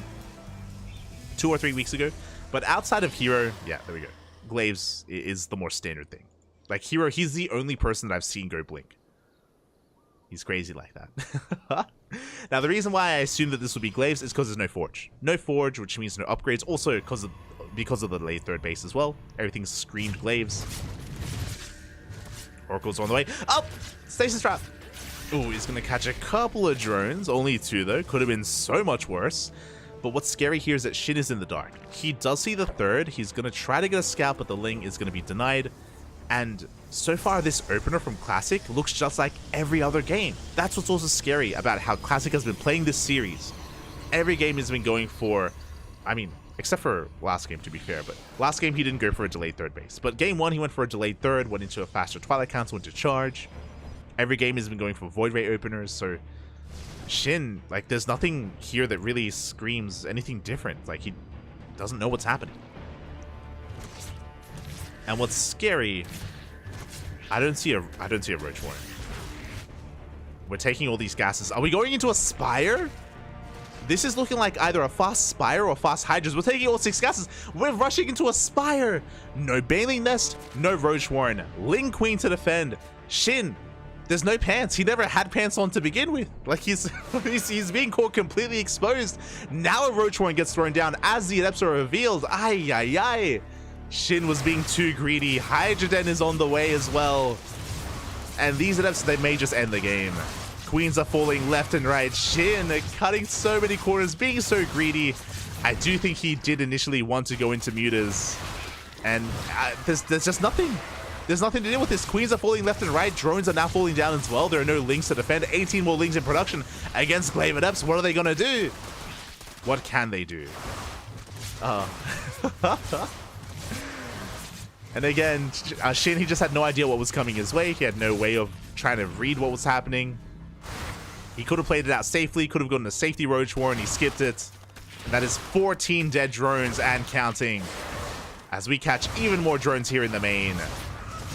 Ay, ay, ay. 24. And we're not done. We have Adepts in every single mineral line. The Hydras have been spotted. GG gets called. We're not going to be able to make use of it. And Classic will take the series 2-1 and advance on to the semifinals, as we saw previously. GG, well played. Classic with a very unique style every game. That's what I love here. Out of Classic isn't the only one. Hero as well. Classic and Hero, they're both very aggressive players. They're both very similar in their like mindset and play style. Maybe play style isn't the best way to put it, but in their mindset, they're always keeping their opponent guessing. And every game here this series, Classic went for a Void Ray first, shutting down those Overlords, and going for a different transition, right? Whether it was Charged Archon or Carrier Rush, or here, Glaive Adepts, you know, always keeping his opponent guessing. And Shin being a little bit too greedy cutting corners, right? Like, if you're up against a player as unpredictable as Classic, you're gonna skip your Roach Warren? You're crazy. you're crazy, Papi. Just choosing to skip his Roach Warren and skip a Baneling, like, go for one or the other. But to just drone up to 3-base saturation to take all 6 gases before any kind of tech, that's wild. And to be fair, if Classic was going into a Carrier Rush, for example, there were Queens to defend. We had a lot of Queens. So if this was the same build as we had previously, like going into either a Tempest Rush or a Carrier Rush, then Shin would have been okay. And I want to believe that's what Shin thought was happening. I think Shin assumed that it was going to be Sky Toss again, and that's why he felt like he could get away with skipping the Roach Warren and the Baneling Nest. So he took a bit of a risk, a bit of a chance, and he got caught out. Got caught out with his pants down. GG. Wild. Pants? Joke's on you. What pants? Exactly. They weren't just down. They never existed. And yeah, with that, GG, well played. Alcyon's rush distance is 1 second longer. There you go, 1 second longer. I know they're both long, but now we have confirmation. Regardless, GG, well played. Classic will take it in the end. We'll advance on into the semis, and we already covered the semis again. We already finished wrapping up KSL. This was just a replay cast to see what happened in Classic versus Shin. And if you maybe missed out on the finals, or maybe missed out on the lower semifinals of Dark versus Oliveira or Hero versus Oliveira, I recommend checking it out. Really good games, really solid performances. Check out the VODs if you're interested. Otherwise, thank you so much. Thank you so much for tuning in. Thank you so much for checking out the CranKy Ducklings, and I hope you all enjoyed yourselves. !KSL in the chat, and you can get a link to the Patreon. Get a link to the Patreon page where you can support this tournament if you wish. Otherwise, we're done for now. We're done for this afternoon. There's no WTL this week. WTL has been postponed. No World Team League. It's next week instead because of Home Story Cup. Home Story Cup is this weekend. Day 1 was last night. Day 2 is in a couple of hours. So if you want some more StarCraft action, Home Story Cup is the place to be. I believe they're still working through the group stage. And Home Story Cup is in 5 hours. 5 hours time. Get that Home Story Cup inside you, Papi. Some really good matches going on there and really good performances. Meanwhile, Home Story Cup is in 5 hours. In 8 hours time, a little bit after, 3 hours after the start of Home Story Cup, we are going to be live on this channel. Not with Home Story Cup, unfortunately, but we're going to be live with the Hatchery Cup. So unfortunately, we're going to be overlapping with Home Story Cup, but we have our own broadcast going on. So if you're interested, if you want to open up a couple of tabs, if you want to watch everything at once, you can. And we're going to be live in 8 hours time with our own tournament. I say our own tournament. We're going to be providing English coverage for the Hatchery Cup, which is an open tournament, and plenty of amazing players are going to be a part of that as well. It's going to be a European-based tournament. Basically, a lot of the players that aren't involved in Home Story Cup are going to be in the Hatchery Cup. So, there you go. There you go. So, yeah, look forward to that later on tonight. Otherwise, thank you. Thank you so much for watching. Thank you so much for supporting us, and yeah, we're gonna be back in 8 hours. Otherwise, we're gonna be back tomorrow with the Tenacious Turtle Tussle. Plenty of StarCraft going on here on the CranKy Ducklings. We're live every single day, all the time. It's time for you to stream ladder. No, I need to get some breakfast. It's almost 6 p.m. I need some breakfast, Bobby. I need to get some food. If you wanna watch us elsewhere, if you can't tune in live, !YouTube. We have a YouTube channel, and we do upload on YouTube on a daily basis. Plenty of VODs on YouTube, thousands of VODs on YouTube, with plenty of StarCraft as well. So yeah, check out our YouTube. I know watching YouTube VODs isn't for everyone. I know that a lot of people like to watch live, but if you happen to enjoy watching YouTube content when it comes to StarCraft, we got you covered over on YouTube. So yeah, we got you covered there. Otherwise, we'll see you guys in 8 hours for the Hatchery Cup. Until then, stick around. We're going to be giving another StarCraft streamer a raid. Not too sure who, but we'll find someone to raid. So give them a chance, give them an opportunity, and we'll see you guys next time. Until then, hasta luego. Bye. Thanks for watching. Bye, everyone.